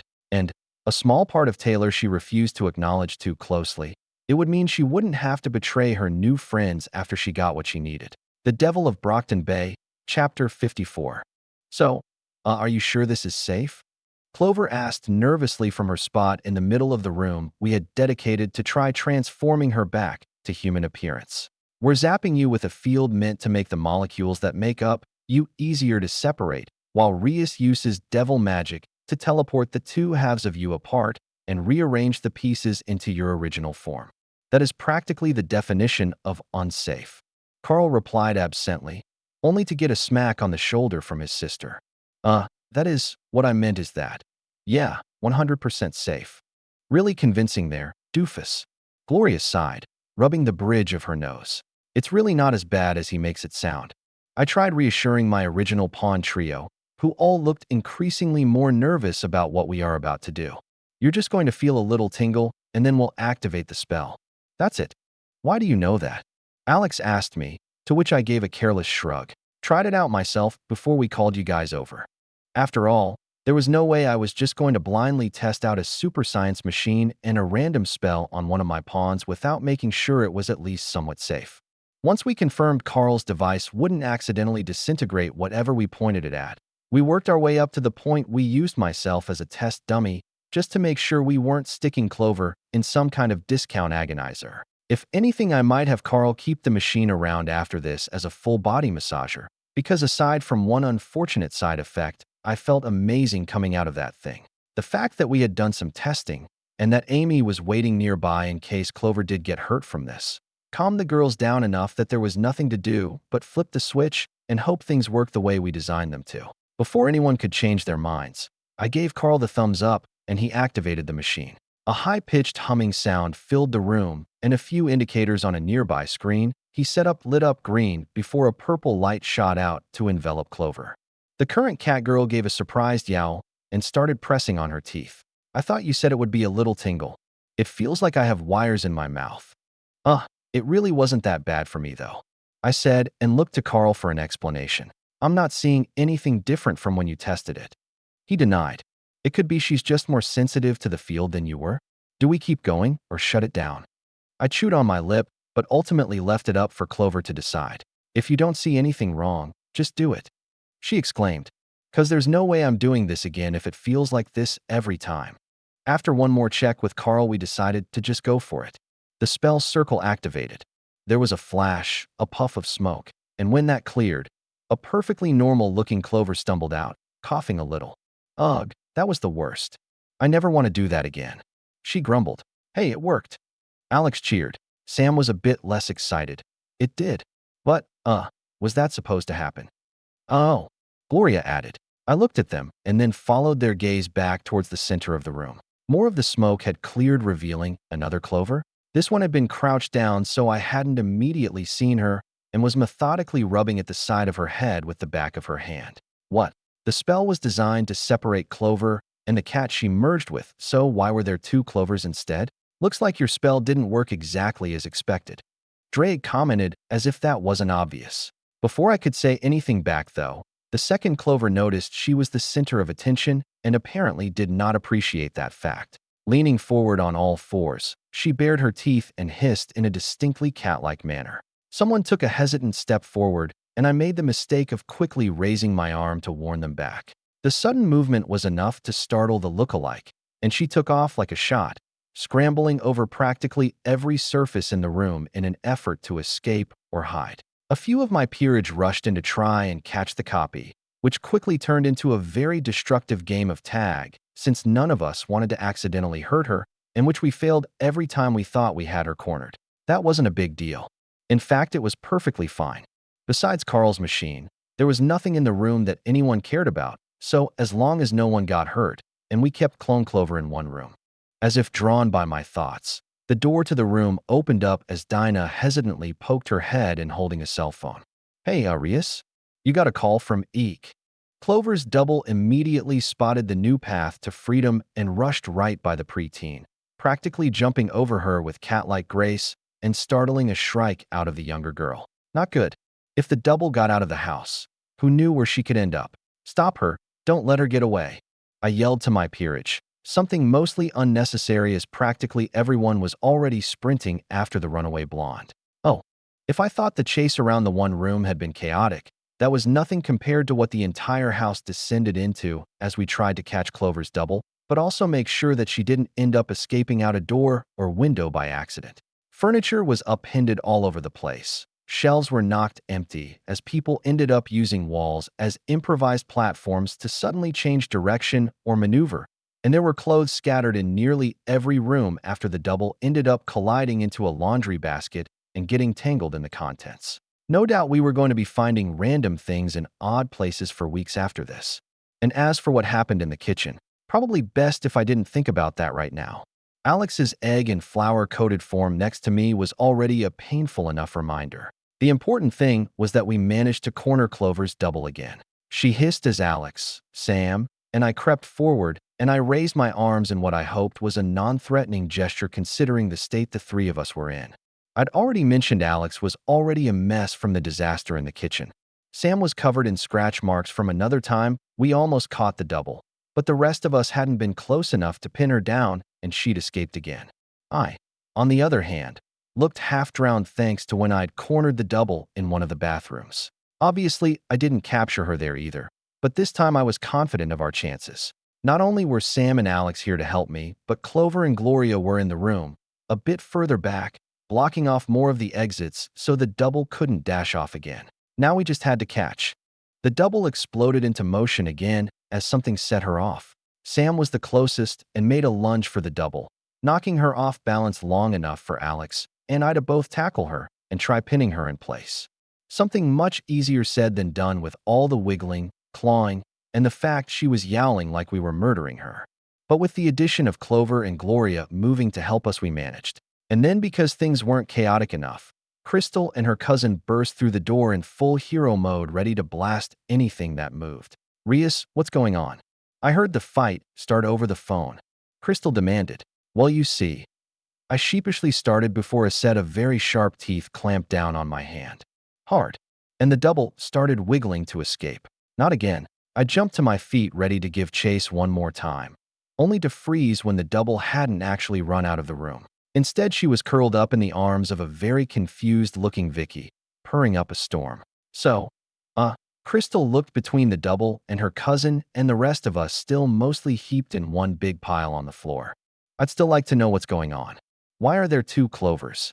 Oh, instead of trying to explain everything all at once, we decided to relocate to one of the slightly more intact sitting rooms so we could at least be comfortable while we explained our screw-up. Crystal and Vicky already knew what we had been hoping to accomplish, so all we really needed to explain was what happened today, which turned out to be an oversight by me and Amy when we created the spell. Simply put, when we imagined what the process should look like, we only clearly designated what Clover should look like afterwards. Both because we only knew what she looked like before the merge thanks to the Bakuda bomb, and because we just assumed it wouldn't matter for the cat portions. Instead, the spell had latched on to the only clearly defined image of what teleporting the two of them apart would look like, so, instead of catgirl Clover, we got two Clovers, one of which just so happened to have an animal's mind. So what now? Do you try recombining them somehow? Because I don't think this is a sustainable long-term solution. Vicky asked from her spot on the couch, where the Clover double had decided to curl up almost in her lap. No way. I immediately denied. We only separated them as quickly as we did because we weren't sure how healthy it was for Clover to be transformed like that. Now that we aren't rushing, we should be able to come up with a way to transform her back into a cat, Amy said, giving her sister a weird look as the blonde started idly stroking the double's hair. Magically changing a human into a cat should be much simpler than molecularly separating the two and then teleporting each half into a viable, coherent individual. Is Lily a human, though? Alex asked. Clover's a devil now, so wouldn't Lily be one too? Lily, Gloria asked. Well, we can't keep calling her Clover, too. It didn't seem to work like that. Amy answered, ignoring the little byplay. I don't know if it's something the spell did or if it's just impossible to create devils like that. I'm not sure I want to know either. I don't want someone thinking we can create a supernatural army. Yeah, I couldn't see that sitting well with the PRT, even ignoring all the other reasons they have to not like you. Crystal said, though speaking of the PRT, how would you like to crash the victory party they are throwing this Thursday? I blinked at the sudden invitation. Why? Crystal frowned. The PRT is making the whole situation out so that they and the National Guard basically handled everything with only minor assistance from the other independent heroes. I get that they can't advertise that they needed the villains to take down Lung again, but this time they're even writing out Amy's contribution in the hospitals because she's part of your group now. The thing is, too many people saw her, so the PRT still has her listed as a member of New Wave. So she's on the invite and can bring a +1. That sounded like a recipe for instant disaster, but at the same time I was really tempted to do it anyway, because it would be hilarious. You should do it, Carl commented. Rub the fact that we can get some recognition for everything in the Empire's face, even if it's indirect. Why is it on a Thursday, though? Gloria asked. Crystal and Vicky shared a look before the former leaned forward and said in a hushed tone, You didn't hear it from us, but the PRT is in a rush to get Lung and Bakuda out of the city before Oni Lee can organize another potential breakout. A birdcage transport is supposed to go out that day, and they're using the party as a smokescreen. Oh right, unless something butterflied it away that was the same transport that. A metaphorical bolt of lightning struck my mind as I remembered who else was supposed to be on that transport. I was going to have to do something about that, wasn't I? The Devil of Brockton Bay, Chapter 55. Eventually, I agreed on crashing the PRT's part with Amy for a few reasons. The first and most important was that I wanted my peerage members to get the credit they deserve for their actions during the whole disaster. Amy might be the only one actually going to attend, but anyone with a functioning brain should realize that if Amy had been working in the hospitals while the ABB was bombing the city, then the rest of my group had obviously been busy elsewhere. Especially considering there had been whole pages on PHO threads on us helping out even before the villain truce. The second reason was I thought it would be funny to thumb my nose at the heroes over the fact they were basing their entire victory party on the results of a villain of their own making. Technically, too, if we counted Skitter's initial takedown of Lung, while they couldn't do anything about it without publicly setting the unwritten rules on fire. Several more petty reasons included getting free food out of the PRT, getting the opportunity to dress up in fancy clothing, and generally just enjoying the night while giving myself an alibi. Because while Amy and I were at the party, depending on the situation with the birdcage transport, the rest of my peerage were going to be executing a kidnapping. One of the many examples of how Earthbet just sucked was a peek into how criminals were sent to the most secure prison in the world following Lung and Bakuta's capture. Because on the same transport as a gang leader that promoted human sex trafficking, murder, and drugs, and a bomber that terrorized a city, committed mass murder through her devices, and surgically implanted bombs into people's heads to force them to do her bidding, was a pop singer that accidentally mastered her abusive ex into maiming himself and having two passing similarities to the Simurgh, that she had a voice-based power and that she had feathers growing in her hair. That was it. Her ex's maiming was certainly a crime she should have been punished for to some extent, but nothing that deserved a life sentence in one of the worst prisons around. I still didn't consider myself a hero or anything like that, but the thought of just allowing something that unjust to happen because a single judge decided that it was the correct thing to do, even if that meant ignoring the written law, all precedent before him, and everything the system was supposed to stand for, that filled me with the same urge to do something about it that I got from the ABB bombing my city. So I started preparing. Dinah had pretty quickly volunteered to use her power for anything we needed. She was still riding high from the planning sessions at the beginning of the truce, encouraging her to use her power creatively.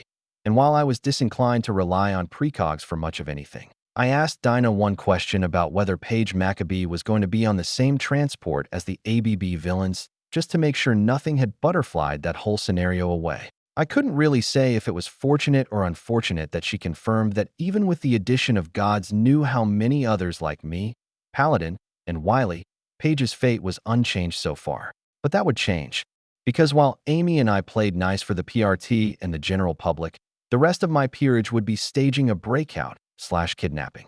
Carl was already busy throwing together the gadgets we figured the extraction team would need while the rest of my pawns were thinking up scenarios they might run into during the mission. They were taking it surprisingly seriously too. I had half expected them to throw in at least one joke scenario that had them going up against every hero in the city all at once with potential backup from one of the triumvirate for laughs. Instead, they were doing serious analysis based on who they were likely to run into based on the event guest list, suitability for guarding a moving transport, and input from Dinah whenever they thought of a troublesome new variable. Thanks to that, we now knew there was basically a 50-50 shot of Wiley's forces making an appearance, even if we couldn't figure out exactly what his goal was. Poor Dinah ended up giving herself a headache trying before we could learn anything concrete, because it seemed like the conditions for him getting involved in the first place were so random. Just about everything we could think of was considered and planned for except for two very serious things. The first was how the Protectorate would respond at the party if they realized my peerage was attacking the transport, and how the younger members of New Wave would react to us not telling them about the whole operation at all. It was a calculated risk that could very easily blow up in our faces down the line if Crystal, Vicky, and Eric felt slighted or betrayed by us doing something undoubtedly illegal and, for most without proper context, actually villainous. But I didn't want any of them to be forced to lie about our upcoming plans, even by omission, or get put in a situation where our plans could get leaked to the PRT. I could explain everything to them later, hopefully, but eventually there was little else more we could do to prepare other than just wait for the right time to act. So I was forced to deal with the less exciting part of the night, preparing for the party itself. Unfortunately, while I didn't really care much about getting dressed up for a PRT-sponsored event, most of my peerage did not share my attitude and were very insistent on making sure that I properly presented myself, which is why I found myself stuck in front of a full-body mirror while Clover and Gloria looked me over with a critical eye. "The cut is good, but I think it's too much red," Gloria muttered as she twisted me around. "Clashes with her hair too much." Clover agreed. "Maybe a darker shade? Either that or swap things up and use blue. Then she won't match Amy. They haven't picked a color yet either."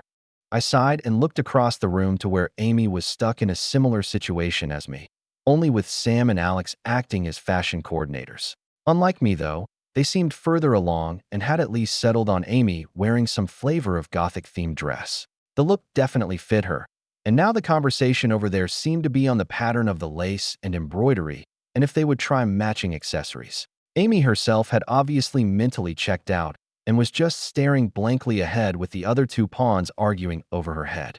Considering how into shopping her sister could be, I wouldn't be surprised if Amy was just used to being used as the occasional dress-up doll and figured it was easier to go along with it instead of fighting the inevitable. I, for some reason, was still trying to pretend like I had some control over my image. Couldn't I just wear a pantsuit? It'd be easy to match whatever Amy ends up in without standing out too much. I tried, and got 2 pitying looks in return.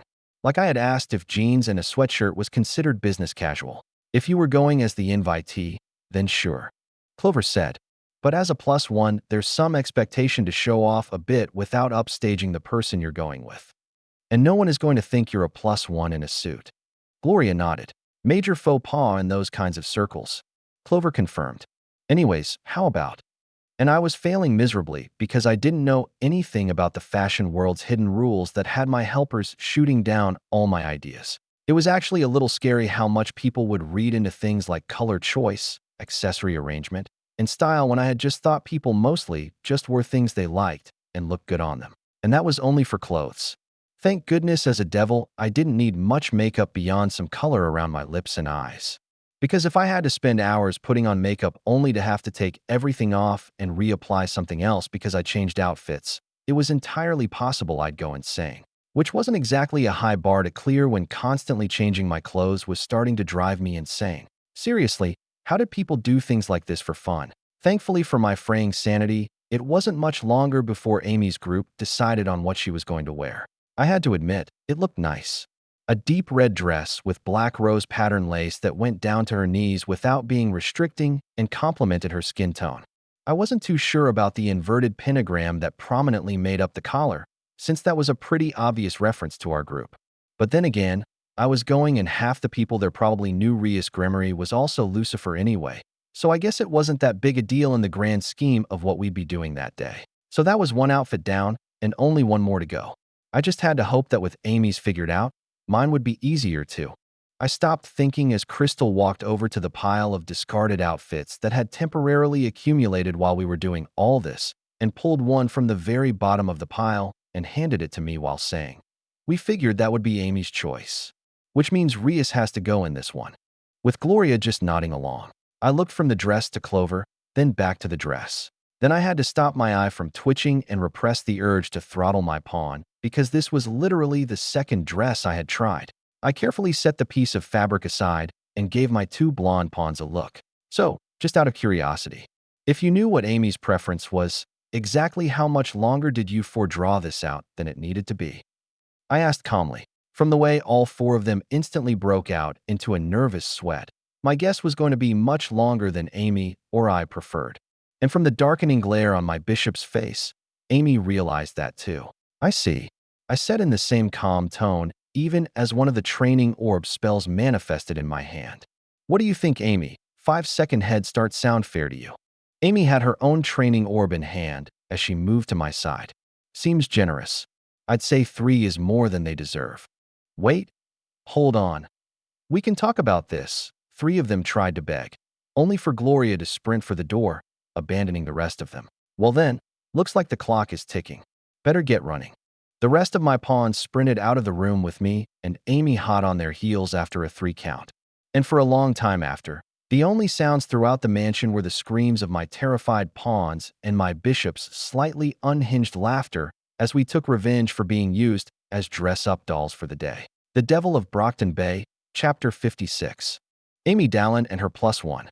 My bishop said, presenting the undercover PRT agent her invitation. The guy took it like Amy was handing him a live cobra and briefly examined it and made a show of looking at some kind of list, probably giving his superiors a chance to chime in with instructions on how to handle her situation. Because overall Amy was in a weird spot that didn't really fit into the normal cape roles. Technically, she should be a villain due to being a member of my peerage.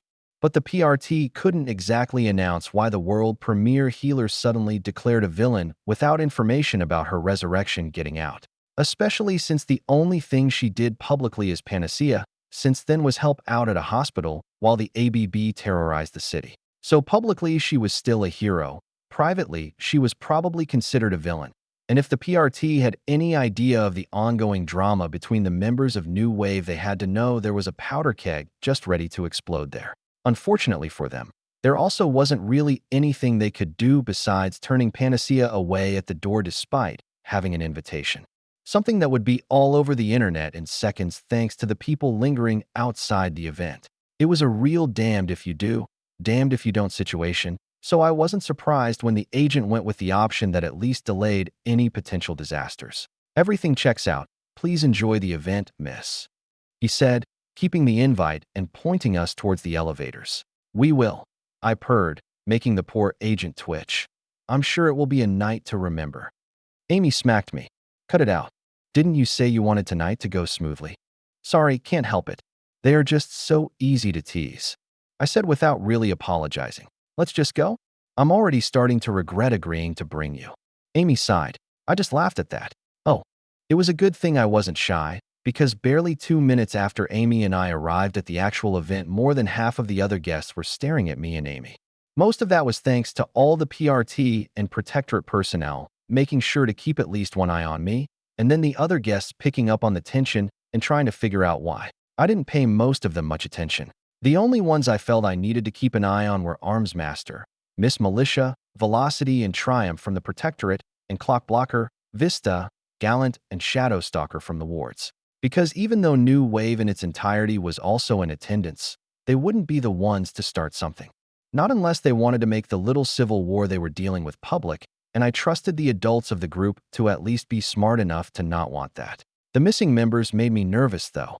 This was supposed to be a victory party, but both Dauntless, the rising star of the Protectorate, and Paladin, the one publicly being given credit for the recapture of Lung, weren't here along with Assault and Battery. One or two of them being missing could be excused for any number of reasons, but 4 very popular heroes? Something was going on. Nothing I could do about that right now, though. Carl would message me if something popped up that needed my attention. Hey Ames, Rias. You both look great, Vicky said as she and her cousins walked over to us.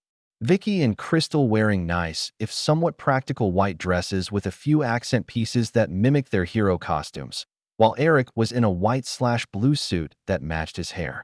You ready to do the rounds before everything kicks off? Rounds? I asked. Crystal hadn't mentioned this when she stopped by. The grown-ups don't want a bunch of kids hanging around while they try to make themselves feel important, Eric said casually. So once enough guests arrive, we'll be banished to the kids' corner. But Amy still needs to say hi to the Protectorate, show solidarity between heroes, and all that crap, even if they're ready to stab her in the back first chance they get. I blinked at the blue-haired boy, a bit stunned by his attitude. Eric had always been pretty laid back about things, but he'd been careful about saying anything negative about anyone, so hearing him diss the other heroes basically in public where anyone could hear was a shock. Just because we put aside our issues because of the ABB crisis, we're still pissed at our parents. Crystal said quietly enough that only our group should be able to hear her. Until they back off about Amy, and at this point fucking beg for forgiveness, we might be making a bit more of a permanent split. Yeah. Hope you don't mind us crashing at your place again if that talk goes bad. I'm too pretty for the streets, Eric said half sarcastically, but I got the feeling all 3 of them were serious about that. You're still Amy's family, I said seriously. As long as she wants you around, you'll have a spot with us. Thanks, Rias. We really appreciate it. Crystal smiled and gently started pushing us all towards the Protectorate heroes. Now let's get this over with before enough people gather to make every little comment a spectacle. The first few introductions were easy. To the public, I was just Amy's +1, so I was able to sort of just exist off to the side while the New Wave group essentially said hello to Velocity and Miss Militia and made a token effort at small talk. The only real interaction I had with the 2 heroes, besides the cautious stares from the both of them, that is, was asking them to sign my autograph book I'd started when I'd been messing with Dauntless and the rest of New Wave. Hells, that felt like forever ago. Once this was all over, I was going to plan something that just let all of us goof off for a bit before the next disaster landed in our laps. Even if I needed to teleport all of us to Hawaii for it to happen. The rest of the heroes went even quicker, probably because the New Wave group was expecting to spend most of the night around the wards, so they didn't really bother with anything beyond hello for now. It was only when we got a Triumph that things got a bit tense. You have a lot of nerve showing up like this. The lion-themed hero growled as he angrily signed the book, which made me raise an eyebrow. Why's that, kitty cat? Or are you just feeling grumpy you haven't caught that snake yet? I said somewhat flippantly. What are you talking about? He asked, confused. What do you mean? What am I talking about? I shot back. confused at his confusion. I'm talking about you holding a young suspected parahuman prisoner because no one can get inside your mansion. What do you mean by snake? Triumph. New Wave brought that information to the PRT like a week ago. Crystal joined our quiet conversation. Dinah was being targeted by Coil for her powers. She's staying there because it's the safest place in the city for her, but she isn't a prisoner or anything. I set up a way to get in contact with her too, but no one's used it other than Dinah's mother. I added, I figured everyone was too busy with the whole Bakuda thing. But you're telling me you didn't even know anything about that? I know who did. I told Battery myself. Crystal said with a frown, something I was mirroring because this wasn't the first time information around Dinah had been ignored, but it didn't make sense for Battery to not mention anything to Triumph about getting in touch with his cousin. I need to talk to someone about this. The hero growled before stomping off towards the direction of Armsmaster, and none of us made a move to stop him. The lack of coordination among the Protectorate heroes was concerning, but that was both currently not my problem or something I could do anything about at the moment. If I was on my own, I could have followed and poked my nose into things, but I was still here as Amy's guest, and she and the rest of New Wave had other people to greet before too many other people showed up. While I kinda was here to make a scene, I didn't want to give anyone an excuse to throw me out too quickly. But even that brief talk with Triumph had thrown a wrench in some plans, because a fairly large group of other guests had arrived. And once they saw our conversation with the lion-themed cape end, they took that as permission to come introduce themselves to the New Wave group, instead of letting us all walk away. For the most part, one didn't have to say much. Once I introduced myself as Amy's +1, most of the crowd lost interest in me beyond some small talk, while they waited for one of the 4 New Wave capes to finish talking to whoever was greeting them at the time. A pretty redhead just wasn't much compared to 4 public heroes. Or at least that's what I assumed at first, but after a few minutes I started seeing a few groups of the younger crowd staring between their phones and me. And it was specifically me, because once I noticed the stares I subtly moved a bit further from Amy and the others just to make sure the looks weren't because of one of them. But nope, the stares were definitely on me. Had some of the more chronically online crowd made the connection between me and Lucifer? Considering I only wore a domino mask despite my rather distinctive everything, it wasn't much of a stretch to connect the villain with near-thigh-length red hair and a bodysuit to a girl with the same hair and body type in the same room as them. At some point, I was going to have someone in my peerage show up in the same place as me under an illusion of my alter ego just to see what happened. Who knows? Maybe I'd break the internet getting the netizens arguing over me having a twin or a duplication power. Rias, we might have a problem. Amy interrupted my musing with a light tap to my arm. About the people looking at me? I noticed, but I don't think there's much we can do about it. I said, no, not that. Here, look at this. Amy said, shoving her phone into my hand. She had a social media site I wasn't familiar with, but knew the name and reputation of, pulled up. One of those sites everyone who definitely, totally, absolutely wasn't a Nazi tended to lurk. I turned to my bishop and raised an eyebrow at her while she just huffed and waved at me to hurry up. So without further delay, I went back to the phone and hit replay on the video she had pulled up, only to know I was probably going to hate whatever this was immediately when Kaiser's gaudy helmet appeared on the screen. Good evening, citizens of Brockton Bay. As many of you know, I am Kaiser, leader of the Empire 88. And while we may be labeled a villain organization thanks to the PRT's soft-on-crime approach, even as criminals and immigrants rot the foundation of the American people, there are times when it is best to set aside superficial labels like hero and villain in the face of true evil. Times such as the barbaric crisis organized by the gang leader Lung and his Pan-Asian group of criminals, where they held our city hostage through fear. A cowardly tactic that only united the true proper Americans on both sides of the law to remove such a blight from our fair county. But while many of us set aside our disagreements over the law to do what was right, one group used the chaos to kidnap and hold a young girl hostage to exploit her for her powers. The video changed to show a picture of Dinah being carried back into the house by Alex after what was probably of the games of tag or something.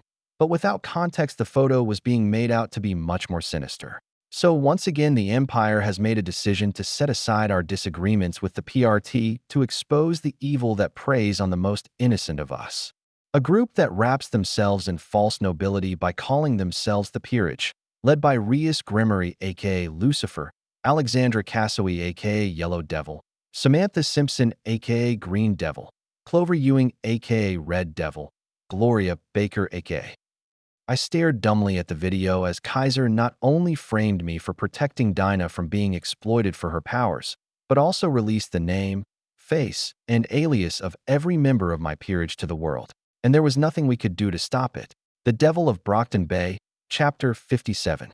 As much as I wanted to hunt down Kaiser and personally impress on him exactly how stupid I thought this move of his was, I did recognize that flying into a rage while surrounded by the Protectorate and a lot of civilians was not a good plan to make sure my friends came out of this in one piece. Civilians that were suddenly looking a hell of a lot more nervous around me and quickly backing away. Guess your secret identity is officially blown, huh? Drake commented. Thank you, I hadn't noticed that. I bit back. Well, that Blue Knight is headed your way now, just in case you missed that too. Yeah, I had seen Armsmaster heading my way. Kinda hard to miss him actually, considering the Gala attendees were parting like fish around him. I thought something very rude at the snarky lizard and did my best to calm down while waiting to see what the Protectorate leader would do. How he and the rest of the heroes responded to Kaiser's announcement would determine everything going forward. Miss Gremory, he said, coming to a stop in front of me, his trademark halberd in hand, but not held aggressively. Armsmaster, I'm going to have to ask you to come with me. That's fucking bullshit. Are you seriously going to do what Kaiser of all people wants? Vicky exclaimed, stepping up next to me, and I could see the rest of our group right behind her. While I appreciated the show of support, Armsmaster scowled. It's a temporary measure while we clear up the situation and verify Kaiser's claims. Being uncooperative is only going to make things harder for everyone involved. What situation? I asked bluntly. The one where he claims we've kidnapped a child. One you know is false because we told you why she's there and gave you a way to get in contact with her that you never used. Or the one where Kaiser claims I'm Lucifer. Because I flared out my wings, somehow getting surprised gasps from the crowd. I think we both know the ship for keeping that under wraps has sailed. Armsmaster's scowl grew deeper, but Miss Militia stepped forward before he could say anything else. Miss Gremory, we just want to make sure this doesn't get any worse than it already has. The bandana-wearing cape said reassuringly. We won't let Kaiser just get away with what he's done, but we need to make sure the public is safe. Then maybe it's better if I just head home, I said, focusing a bit as a spell circle bloomed beneath my feet. The public is safe, I'm out of the way, and as a bonus the Protectorate is freed up to deal with whatever the Empire is about to pull. That worked for everybody. They didn't have the opportunity to respond. Something big smashed into the glass ceiling above us. Heads snapped up as giant cracks started spiderwebbing where a dark shape was shifting around. I dismissed my spell circle and moved back a bit with the rest of my group to stand between some of the guests and the impact site, even if it was on the other side of the room.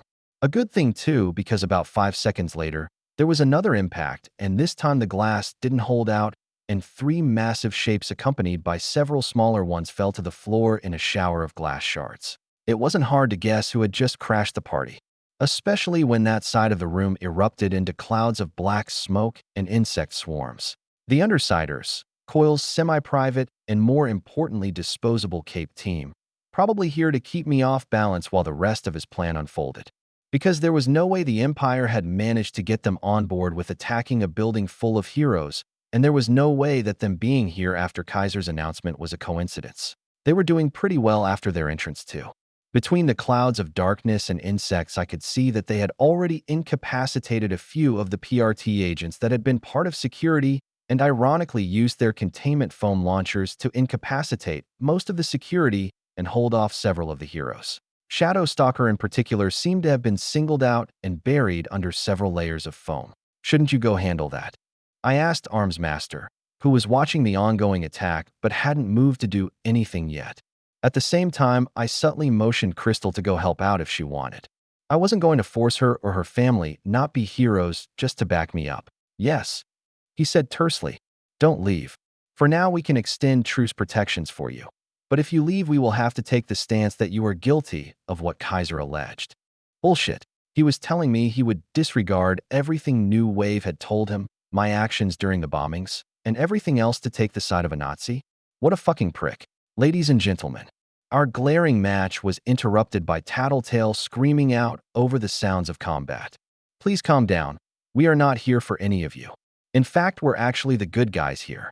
We are only here to stop a child kidnapper, and then we'll be on our way. Rias Gremory, also known as Lucifer. We're even willing to work with the Protectorate to bring her down. She turned towards me, an armsmaster, and gave us a sharp grin. Unless the Protectorate is willing to work with someone who is keeping the mayor's niece captive? Are you seriously claiming to be the good guys after you crashed through the roof? Vicky exclaimed. Someone could have gotten hurt. Part of me instantly wanted to call her a hypocrite, but then I remembered that Amy hadn't been involved with the bank incident, so Vicky hadn't either. Well, good guys might admittedly be a bit of a stretch considering we're getting paid for this. Tattletale continued. But I figured you'd be used to that. Glory hole. Considering that's pretty much exactly how New Wave runs. Oh, sorry, you call them donations, don't you? Anyway, your sister's new best friend over there crossed a line, and word's out it's open season on the peerage. We're not selfish, though. We'll happily let the Protectorate help. Call it our good deed for the day.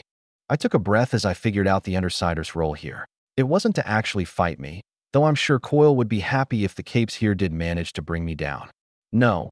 The point of them crashing the Gala was to shove Coil and Kaiser's narrative down the public's throat in a way that forced the Protectorate to move against me. The Empire 88, the Undersiders, the Travelers, and now the Protectorate and PRT, and possibly part of New Wave if he could manage it at least, with the other groups as an unknown for now. Coil was trying to point every group in the city at my peerage, just like what had happened to the ABB. And now Tattletale had framed me of the same bullshit Kaiser had spouted in his message to a room full of the city's richest and most influential. The Protectorate was going to have to respond to that beyond just media statements that everything was fine. I messed up. I should have teleported out the second I saw Kaiser's announcement. And leaving now would just reinforce the opinion that I was actually guilty of what I was being accused of. Think about any screw-ups later, partner. Focus on this situation first, Drake said, knocking me out of my slight mental spiral. Right. Coil was trying to turn the city against me. Just reacting to everything was going to play into his hands. I started to walk towards them, but was interrupted by Armsmaster blocking the way with his halberd. Don't get involved, he warned. The PRT can work with you under truce as long as you are cooperative. That goes away if you start fighting. He's lying, you know. Tattletale called over. They're going to try bringing you in after dealing with us. But we all know how that would go down, so you're better off taking our offer to help, Armsmaster. We'll even let you keep most of the credit again. Now who's the one lying? Armsmaster shifted his halberd to point at the Undersiders. I've studied each of your powers and created counters, which means you can stop trying to use your power on me, Regent. I've got a little blinking light in the corner of my HUD telling me you're trying something. I've set up psychic and empathic shielding to protect myself from you and Tattletale. I shot him a glance because how the hell did that work? Tattletale wasn't actually psychic, so the shields wouldn't affect her at all, but Regent affected a person's nervous system or something like that. I was a little foggy on the details. So how did psychic and empathic shielding block his power? I don't need to read you, Tattletale told him. You're the only one with shields, so I can read your teammates and the PRT staff to get anything I need. Like when I say you were planning a little double cross with Rias there, or that Kitty Wave is preparing to back her up. 7v5, not great odds against someone like her. We add another 5 to your side, 8 if you count the dogs. So how about it? I saw Militia, Velocity, and Clock Blocker at least look over at my friends and frowned. Even if they didn't trust her, Tattletale was driving wedges between our groups. It's a bit ironic that you're putting in all this effort to convince everyone you're on the good guy's side when you're working with Nazis. I spoke up, getting everyone's attention. And this time it's not even to stop a madwoman from blowing up the city.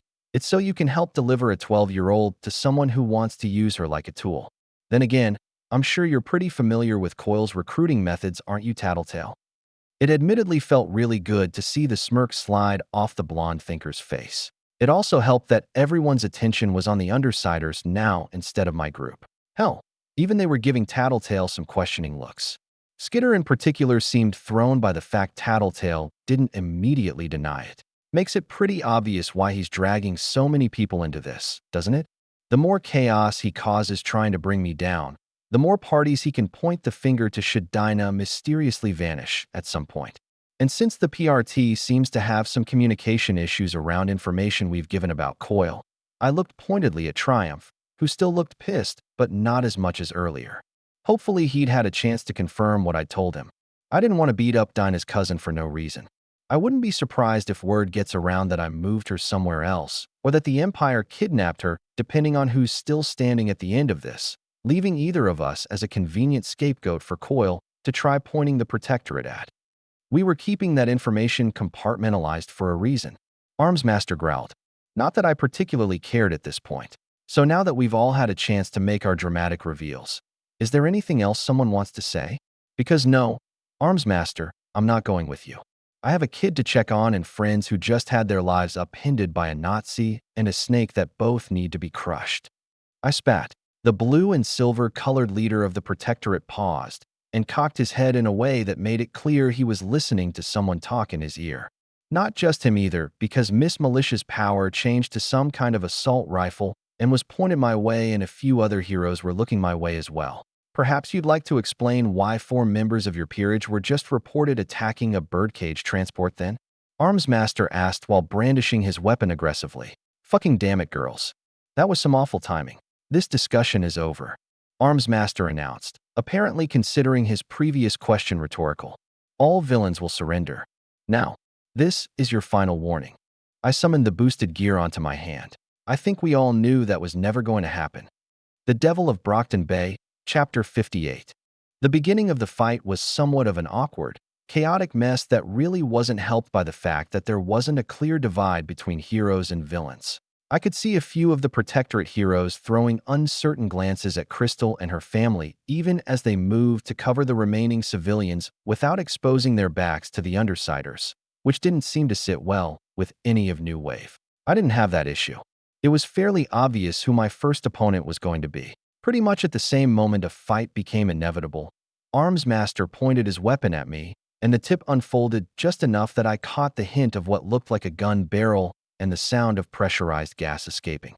On instinct, my left hand snapped up over my chest just in time to deflect some sort of dart from hitting me. Some kind of tranquilizer, no doubt. Armsmaster hadn't been just relying on that surprise attack to take me down, though, and was already moving to get closer into melee range. Well, if he wanted to dance. Boost. I took advantage of my suddenly increased speed to sidestep Armsmaster's halberd and quickly threw a punch at his side. Just like him, I wasn't in the mood for a long, drawn-out fight. So either knocking him out or damaging his armor enough so it locked up on him were both fine by me. I wasn't that lucky though. Even though it should have been almost impossible for him to react to me suddenly moving as fast as I did, Armsmaster managed to stop his own attack before he overcommit and pivoted out of the way almost perfectly. I slapped his counterattack aside with my gauntlet, but it turned out that dodge wasn't a one-time thing. Every attack and counterattack I attempted was either dodged or deflected with mechanical precision from the Protectorate leader. And at the same time his own attacks were timed to either take advantage of a gap in my own movements or to give him space, so I couldn't simply grapple him and end the fight that way. He was a lot better of a fighter than I would have expected, but I suppose it made sense if he was used to going up against Lung from time to time. We quickly fell into a sort of back-and-forth exchange of attacks with me on the definite losing end. Even when I stacked on another boost, I was having trouble more than scuffing his armor before he dodged, while I was accumulating cuts and scrapes that had left my dress little more than some fancy rags. It didn't help that the other groups had gotten over their feelings of hesitation, and now the Gala floor had turned into a near 4-way free-for-all between the other capes, and I had to keep an eye out for stray or sneak attacks. Thankfully, Gru ended up covering a good bit of the room with the gaseous darkness he could emit and essentially acted like a giant smoke grenade, which meant I didn't need to keep looking that way for intentional attacks. But it did mean I had no idea what the wards and more than half of New Wave were doing. Amy was the only one that I could see at the moment, and she was busy throwing blasts of demonic energy at Velocity, who looked more interested in trying to talk her down than actually fighting. That was all I had time to see, because Skitter chose that moment to impose on my and Armsmaster's fight in the form of a cloud of stinging insects. And fucking hells, I was instantly not a fan of the experience. It didn't matter that the bug's jaws and stingers couldn't pierce my skin thanks to my increased toughness, because Skitter could still make me flinch by having them ram into my eyes, or try crawling into my nose, or no matter how often I brushed them away or moved to avoid them. More than once I almost ended up taking a big hit from Armsmaster as a result, but at the same time he became a lot easier to target too. Skitter wasn't even attacking him, so what? Stupid girl, you're throwing off the modeling data. Armsmaster snarled, and I immediately knew what was happening. I knew he had some sort of combat prediction program installed on his suit, but I had assumed it wouldn't be a factor because there wasn't a whole lot of footage of me fighting to actually build a model of how I fight. Tinkertech was apparently a bit more bullshit than I gave it credit for, but not so much that his model could adjust for the target keeps getting hit in the eye by fucking flies. Skitter was rapidly burning through my sympathy for her, and while I realized Coil was likely behind the Undersiders being here at the moment, and they were likely being treated as a semi-disposable distraction, I was also starting to not care, especially not when something decided to buzz directly in my ear and almost made me flinch into a stab made by Armsmaster, who had extended another needle-type device at the base of his halberd. This time I managed to grab the base of the weapon before it could hit me and squeeze hard enough that the bottom 4 inches of his weapon were now a mangled wreck, even as I lost sight of him because of several insects suddenly covering my eyes and had to let go thanks to the hero's shoulder checking me by surprise. What was worse was the fact that pulling back and scrubbing my face with a free hand didn't actually provide any relief either. The moment I cleared the bugs attacking my face, more immediately replaced them. I also couldn't afford to let things drag out much longer either. Not when I had to potentially deal with both the Empire and the Travelers after this. Using any abilities that drained too much stamina were also off the table, so no explosion or balance breaker. Even if I really would have liked to break out my scale mail, because someone kept going for my fucking eyes. Another flying insect kamikazed into my face, and I felt a slight burn as whatever it had been dunked in started to make my eye water. Skitter had apparently decided distracting me wasn't enough and was augmenting her army of bugs with anything she could find to hinder me more. That was it. Armsmaster could wait. I was going to deal with Skitter, grab Amy, and maybe the New Wave kids, and then teleport out of here the moment I could force the spell. But first I needed to get rid of the pests already buzzing on and around me. A spell circle bloomed underneath me with another appearing overhead. I could hear Armsmaster yelling at his teammates to get away as I pushed the 2 circles to be as large as possible without catching any of my allies inside them. I was going to be scaling down the power for this spell a lot, but that didn't mean it would be pleasant for anyone inside its range. A snap of my fingers caused a crackle of electricity to spark around my hand. That was all the warning I gave before a small electrical storm began to rage inside my 2 circles. HRRK. Unfortunately, downscaling the power but keeping it high enough to kill all the bugs in the area still meant that it felt like I'd been hit by a full-body taser. Even if it didn't exactly hurt, every muscle in my body locked up from the electricity running through it. I didn't need to run it long, though. The whole electric storm might have been improvised, but even with me holding back to not fry myself too badly, it was way more powerful than a bug zapper.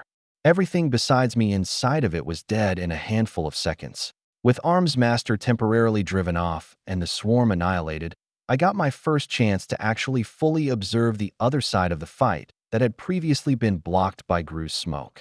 Shielder was pretty much sidelined as he was focusing on protecting the remaining civilians from the rest of the chaos unfolding over there behind a glowing blue wall.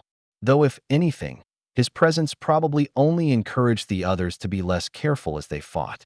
There were several ruined tables piled in front of his shield that could only have come from Glory Girl throwing them around. No one else was strong enough, and I was sure those were only the most visible examples. To my shock, Laserdream was actually out of the fight. I couldn't tell exactly how it happened, but she was mostly covered in slowly expanding containment foam and bleeding from a cut on her face. I'd bet money it had something to do with something the wards did, because Gallant was sporting a rather large dent in the middle of his breastplate, and a visibly enraged Glory Girl was being kept from moving from her current position by Vista. Not that things were going perfectly for the villains either. Regent was down on the ground holding his stomach with Miss Militia standing over him with her power taking the form of an automatic shotgun pointed at Gru's darkness.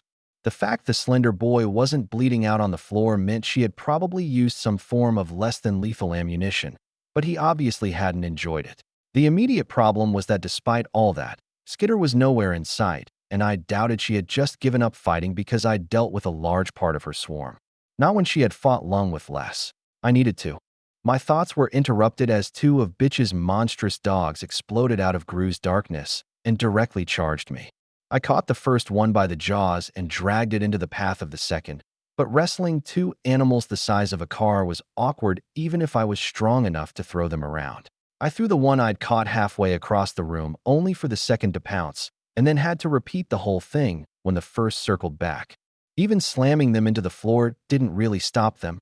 It only made the other angrier as they tried to bite me. "Call them off, bitch," I yelled out, hoping the other girl could hear me.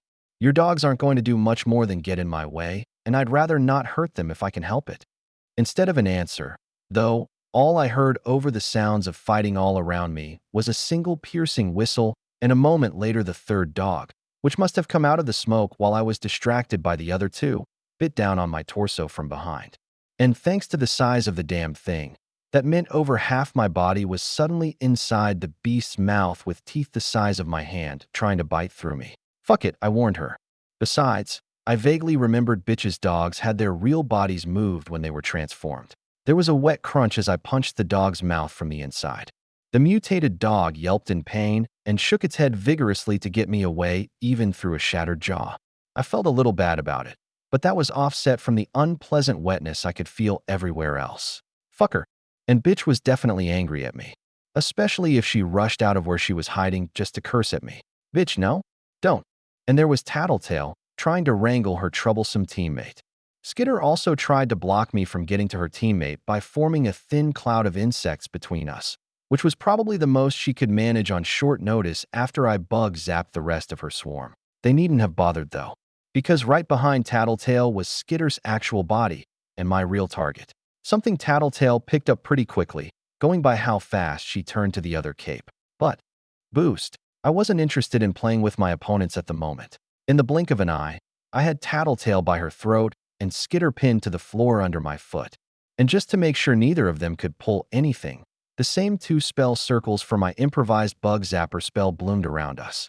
"I don't really have time right now, so don't try anything, and I'll do my best to ignore your part in this clusterfuck," I told the two of them.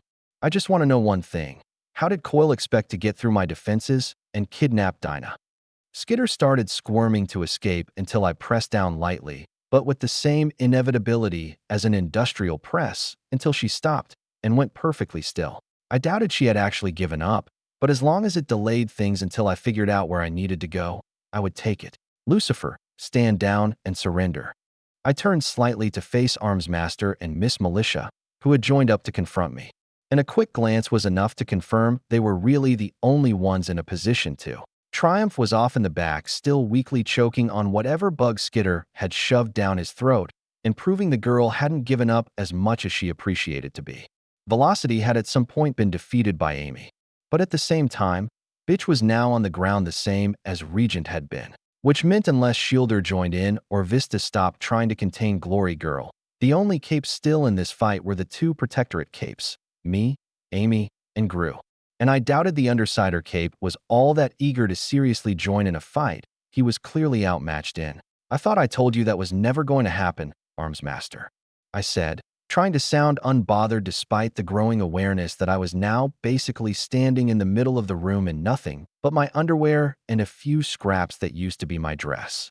And while I was pretty sure the news channels wouldn't show me in my current state, I had a feeling the internet wouldn't be so kind. "So, Tattletale, your answer?" I turned my attention back to the blonde in my grip, letting up on the pressure enough that she could speak. "Didn't have to." "Travelers." "Trickster," she gasped. "Didn't have to?" "Because of Trickst.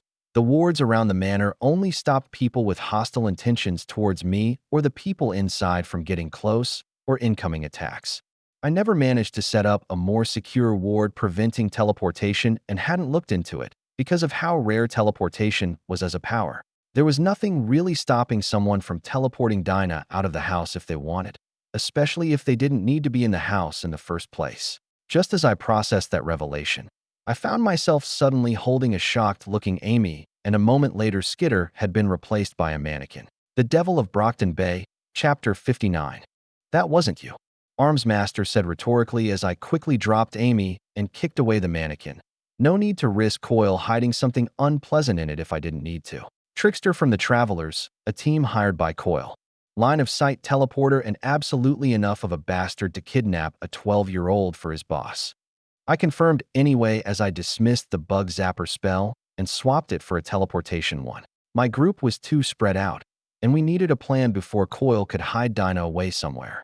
The team that used to operate in Boston? Not good. Several of them are considered heavy hitters on their own. The Protectorate will be hard-pressed to deal with them. Armsmaster mused. I narrowed my eyes at him. You won't have to. My peerage will be enough to defeat them and get Dinah back without your help. Not an option. You burned that when you had your friends attack a birdcage transport. The best thing you can do now is surrender and give us what information you can before the girl you held hostage pays the price. Please, Lucifer, Miss Militia added. If what you said about Coil being behind this is true, this is the best way you can help that girl. To give us the chance we need to find her. My face went cold.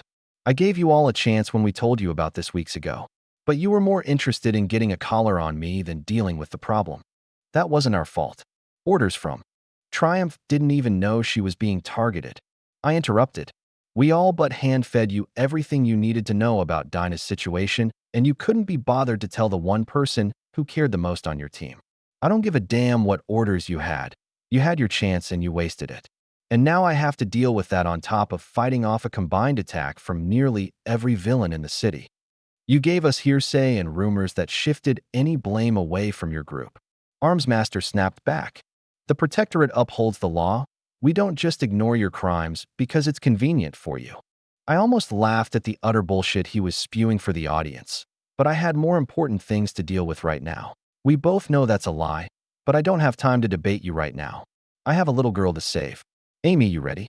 I got a nod from my bishop and took one last look at the remaining capes surrounding us. New Wave was still standing between us and the wards, who of the ones still capable of action seemed uncertain of what exactly to do. Laserdream caught my eye with a look that said they would catch up with us later. And I understood. Supporting us openly against the Protectorate would be a lot more complicated for them. And speaking of the Protectorate, only Armsmaster and Miss Militia looked like they were ready to keep fighting. Armsmaster's weapon had reconfigured itself to do something, but I couldn't immediately tell what. And Miss Militia had changed her power into a drum-fed automatic shotgun that was pointed straight at me. Velocity was still down from whatever Amy had done to him, and Triumph had recovered from Skitter shoving a fly down his throat constantly, but he looked more likely to attack Armsmaster than me. Not my problem, though, so I ignored whatever Armsmaster was yelling about and triggered my teleportation spell. A flash of light later, and we were back in the mansion, or what was left of it. The insides looked like a tornado had gone through the place. I felt a flash of rage at the sight of my violated home. But even more than that, I was worried about the only member of my peerage that should have been here. Carl. Oh, thankfully, my pawn was only slightly battered instead of anything worse, something Amy fixed within minutes. But the general mood was still pretty dark among us. I think Kaiser's announcement was finally sinking in. We were outed, our home was attacked, and while Dinah wasn't actually a member of my group, she was under my protection and had been kidnapped. To say I was pissed would be the understatement of the year. But first, so what happened? I asked Carl once we had cleared enough of the wreckage that we could all sit down at least somewhat comfortably. I don't really know, he said miserably. 1 second, I was running Overwatch for the girls with Dinah watching over my shoulder, and then the next she was replaced by Storm Tiger and everything went crazy. I managed to activate some of the house's defenses and take him down, but he just seemed to vanish somehow. I don't even know how he got inside without tripping an alert. I blinked. The house had inbuilt defenses? When had that happened? But sure enough, when I looked around again, there were little turret mounts built into the ceiling and walls that I had missed thanks to them being mostly smashed up. I'd have to keep a better eye on what Carl tinkered with in the future, because I probably should have known about that. The villains all teamed up against us. Amy informed him. The Travelers have a teleporter on the team, and the magic wards don't cover that. Fuck. Carl finished. All right, what's the plan then, boss? For now, wait for the others to get back or to get in contact with them. We've already been attacked twice, and I really want us at least somewhat coordinated before we go out and try to fight all of Brockton's criminal capes all at once. Especially since I'm sure there's at least one trap waiting for us to just go rushing into. He nodded. Right, that makes sense. I'll see if I can call them and how much stuff I have that still works. You. Now that we don't really care about being subtle, I'm going to see what other quick defenses I can throw up without tiring myself out. Amy, want to help? Sure. Just tell me what to do, she said, and then there was nothing we could realistically do except work and wait. Amy and I threw up a basic force field, and then layered an illusion over it that hid everything inside. I would have been kicking myself more over not adding it earlier since it was almost a direct counter to Trickster's power, but honestly, it wouldn't have mattered too much. We simply didn't have a reliable way of powering that many wards without burning out the batteries Carl scraped together.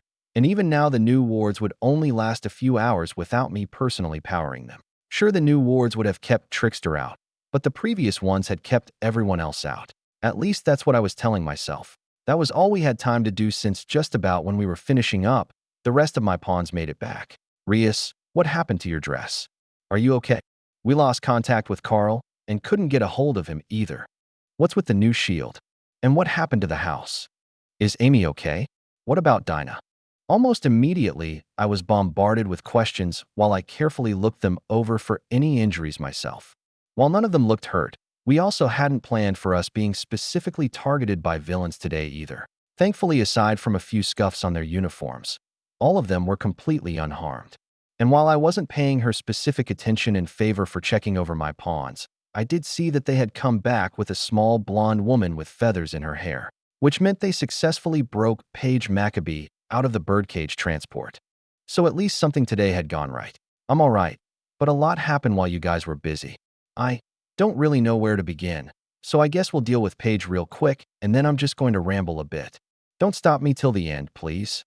I asked them. I got nods all around, so I just turned to the ex-singer, who was looking decidedly uncomfortable standing around a wrecked building in prison clothes. And I just remembered I'm still basically in my underwear. Shit. Hi there. Sorry about ignoring you for a bit. I'm Rias Gremory, the leader of the peerage and the one behind your release, I said, just hoping the awkwardness of the situation would go away if I ignored it hard enough. I imagine you have questions? Paige, or Bad Canary, but you knew that, Paige said softly. And your friends explained some of it when they rescued me from, she shivered, when they rescued me. They said you felt I didn't deserve what was happening, and that was it. But I have a hard time believing that, especially if your home was just attacked. I winced at that. That's a fair point, but the house thing is unrelated. A villain in town did this to kidnap someone that was staying here. Dinah was kidnapped. We set up some more precautions against that, but if you'd rather leave, I won't stop you. Where would I even go? She laughed wetly. I lost everything and was sentenced to hell. Just because you broke me out doesn't change that I have nothing left now. I let out a slow breath because as much as I sympathized, I didn't have the time to address that right now. Well, you're free to stay here until you figure something out. At the very least, you can get a shower and get out of the prison clothes. The fighting didn't get to the bedrooms, and I have some stuff you can borrow. No offense, Rias, but she can use some of my stuff. Amy cut in. It'll at least be a bit of a closer fit that way. And you are? Paige asked cautiously. Amy Dallin, aka Panacea. Paige visibly paused and looked at her. Panacea? But aren't you a hero? It's complicated. Amy snorted. You'll figure that out if you hang around the peerage long enough. Anyway, shower is this way. I watched for a bit as the two of them left before turning back to the impatient looks from the rest of my pawns. Right, no more dodging the issue. So, you heard right earlier. Dinah was kidnapped. It turns out that. I started to explain everything. Kaiser's message outing all of us. The attack on the Gala, Trickster rescuing the Undersiders, and finally coming back to the mansion to find they had attacked while we were all out. By the time I was finished, Amy and Carl had finished what they were doing and rejoined us. Paige was notably absent, but that was fine. This was now more about how the peerage would respond to the attacks on us rather than what to do with the singer. It became very clear, very quickly, that most of us wanted to rush out and rescue Dinah as quickly as possible, even if that meant possibly running headlong into a trap. So much so that the conversation around our leaked identities was barely a couple minutes long. Apparently, none of them considered that to be a priority when Coyle had his hands on our little oracle, and while I agreed somewhat, I still made a note to circle back to that once things had calmed down a little. For now, so we're agreed then? I asked one last time to be sure, and got nods all around. All right, if the gangs want to start a fight with no rules, we'll show them a fight with no rules. The Devil of Brockton Bay, Chapter 60. One thing that people didn't think about a lot was that no matter the scale of a fight, there were always rules that people expected to be followed, and not even the immediately obvious codified ones surrounding sports and the like. A boxing or MMA match. Generally, the participants didn't go into it expecting to kill their opponent, or for them to suddenly pull out a weapon and attack them with it. On the other end of the scale, with full-on wars between countries, well, the Geneva Convention was a thing for a reason.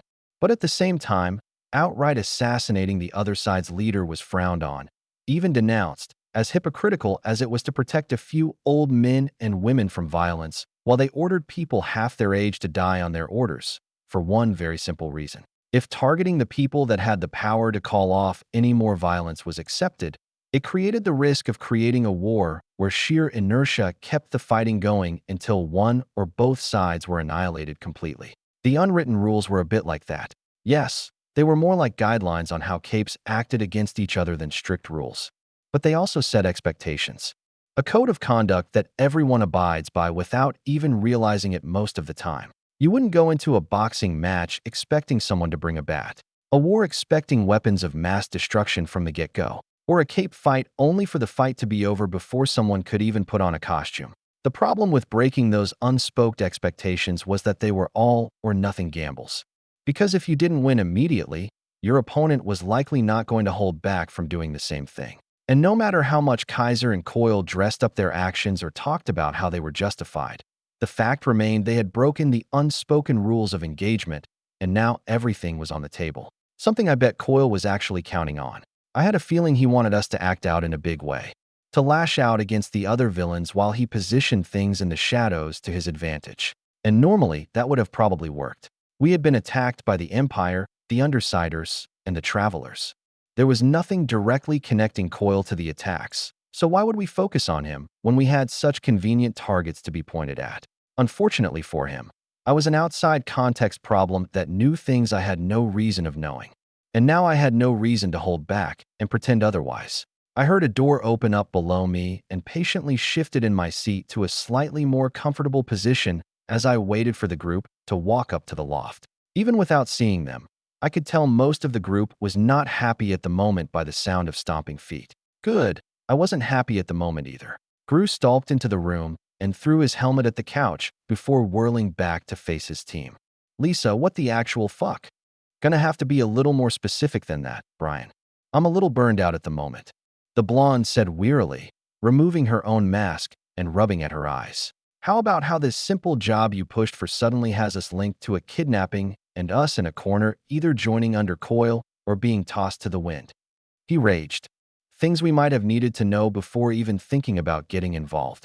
Yeah, not gonna lie, a heads up might have been nice TT. Regent added, not looking particularly bothered. I don't know if $250,000 is enough to cover this kind of trouble. And I told you at the meeting that I couldn't. I wasn't kidding when I said one of the contingencies for me being a part of the Undersiders and getting Coyle's funding was that I needed to keep certain things secret. So what? Are we supposed to just shrug and accept that now? After you lied about that girl being held hostage, and we just helped deliver her to someone who wants to use her like a tool? Skitter's voice was glacial. Taylor, hun, it's not that simple.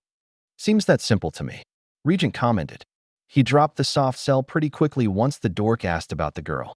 Pretty sure we weren't supposed to know about his little snatch and grab. You're not helping, Alec. No, but he's right. Gru scowled.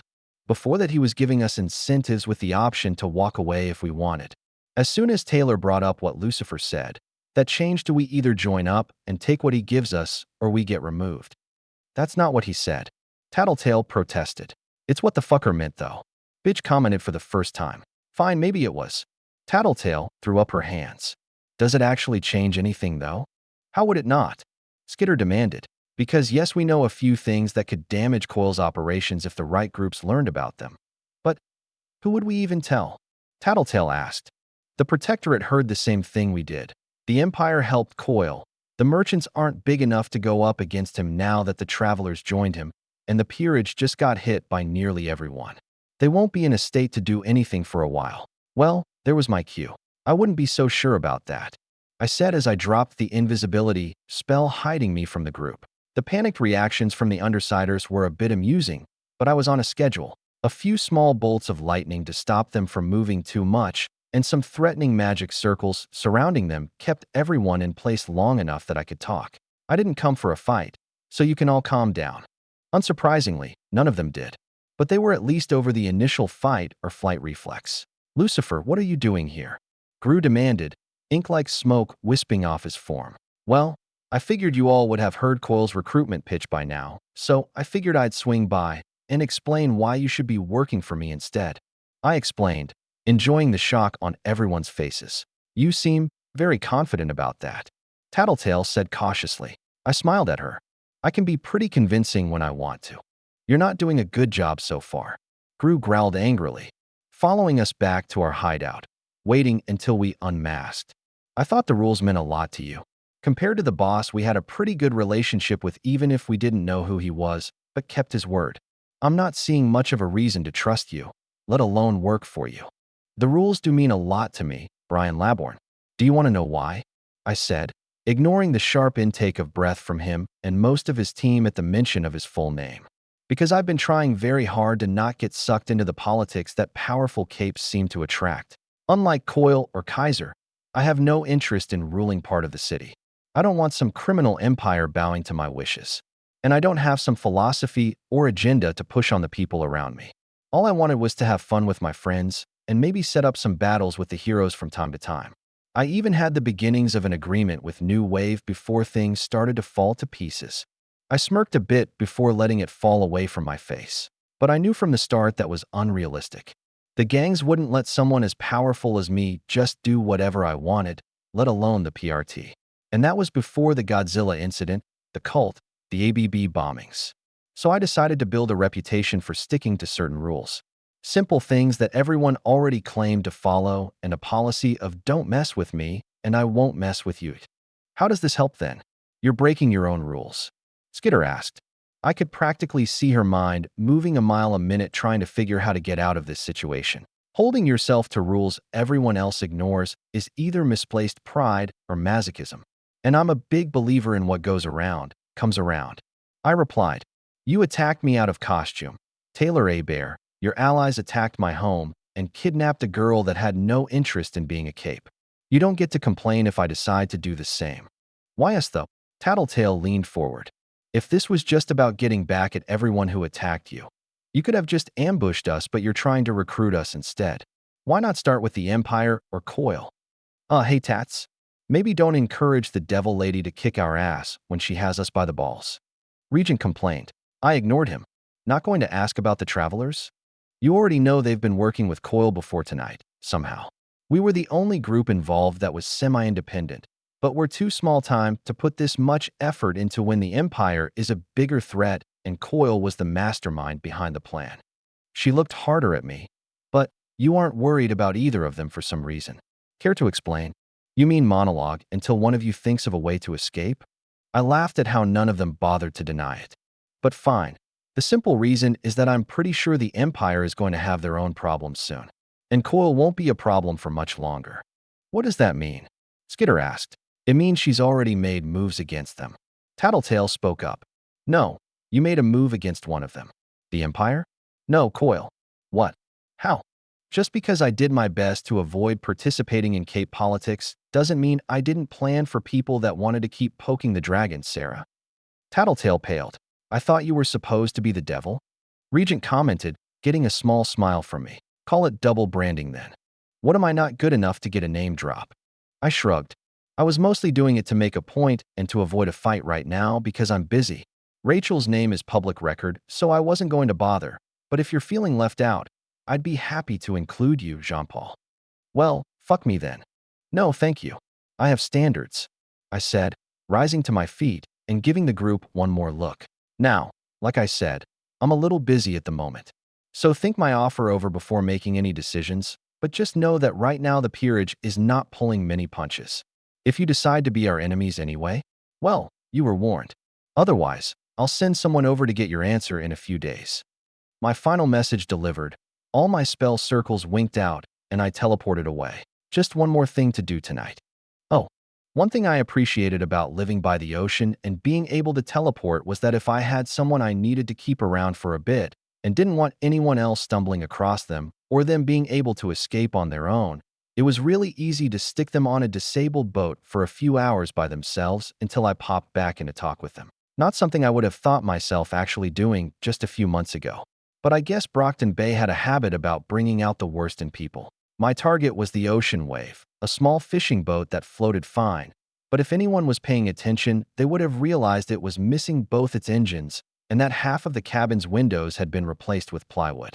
If they got even closer, they would have realized that the cabin had been stripped completely bare and the only person on board was a singular man tied to a chair. It was such a shame that not many people would consider night fishing in the bay or be willing to approach another boat, even if they saw one. As soon as the flash from my teleportation faded away, my captive stared angrily at me. But being bound and gagged didn't really make him all that intimidating. "Hello, Thomas. Let's have a chat, shall we?"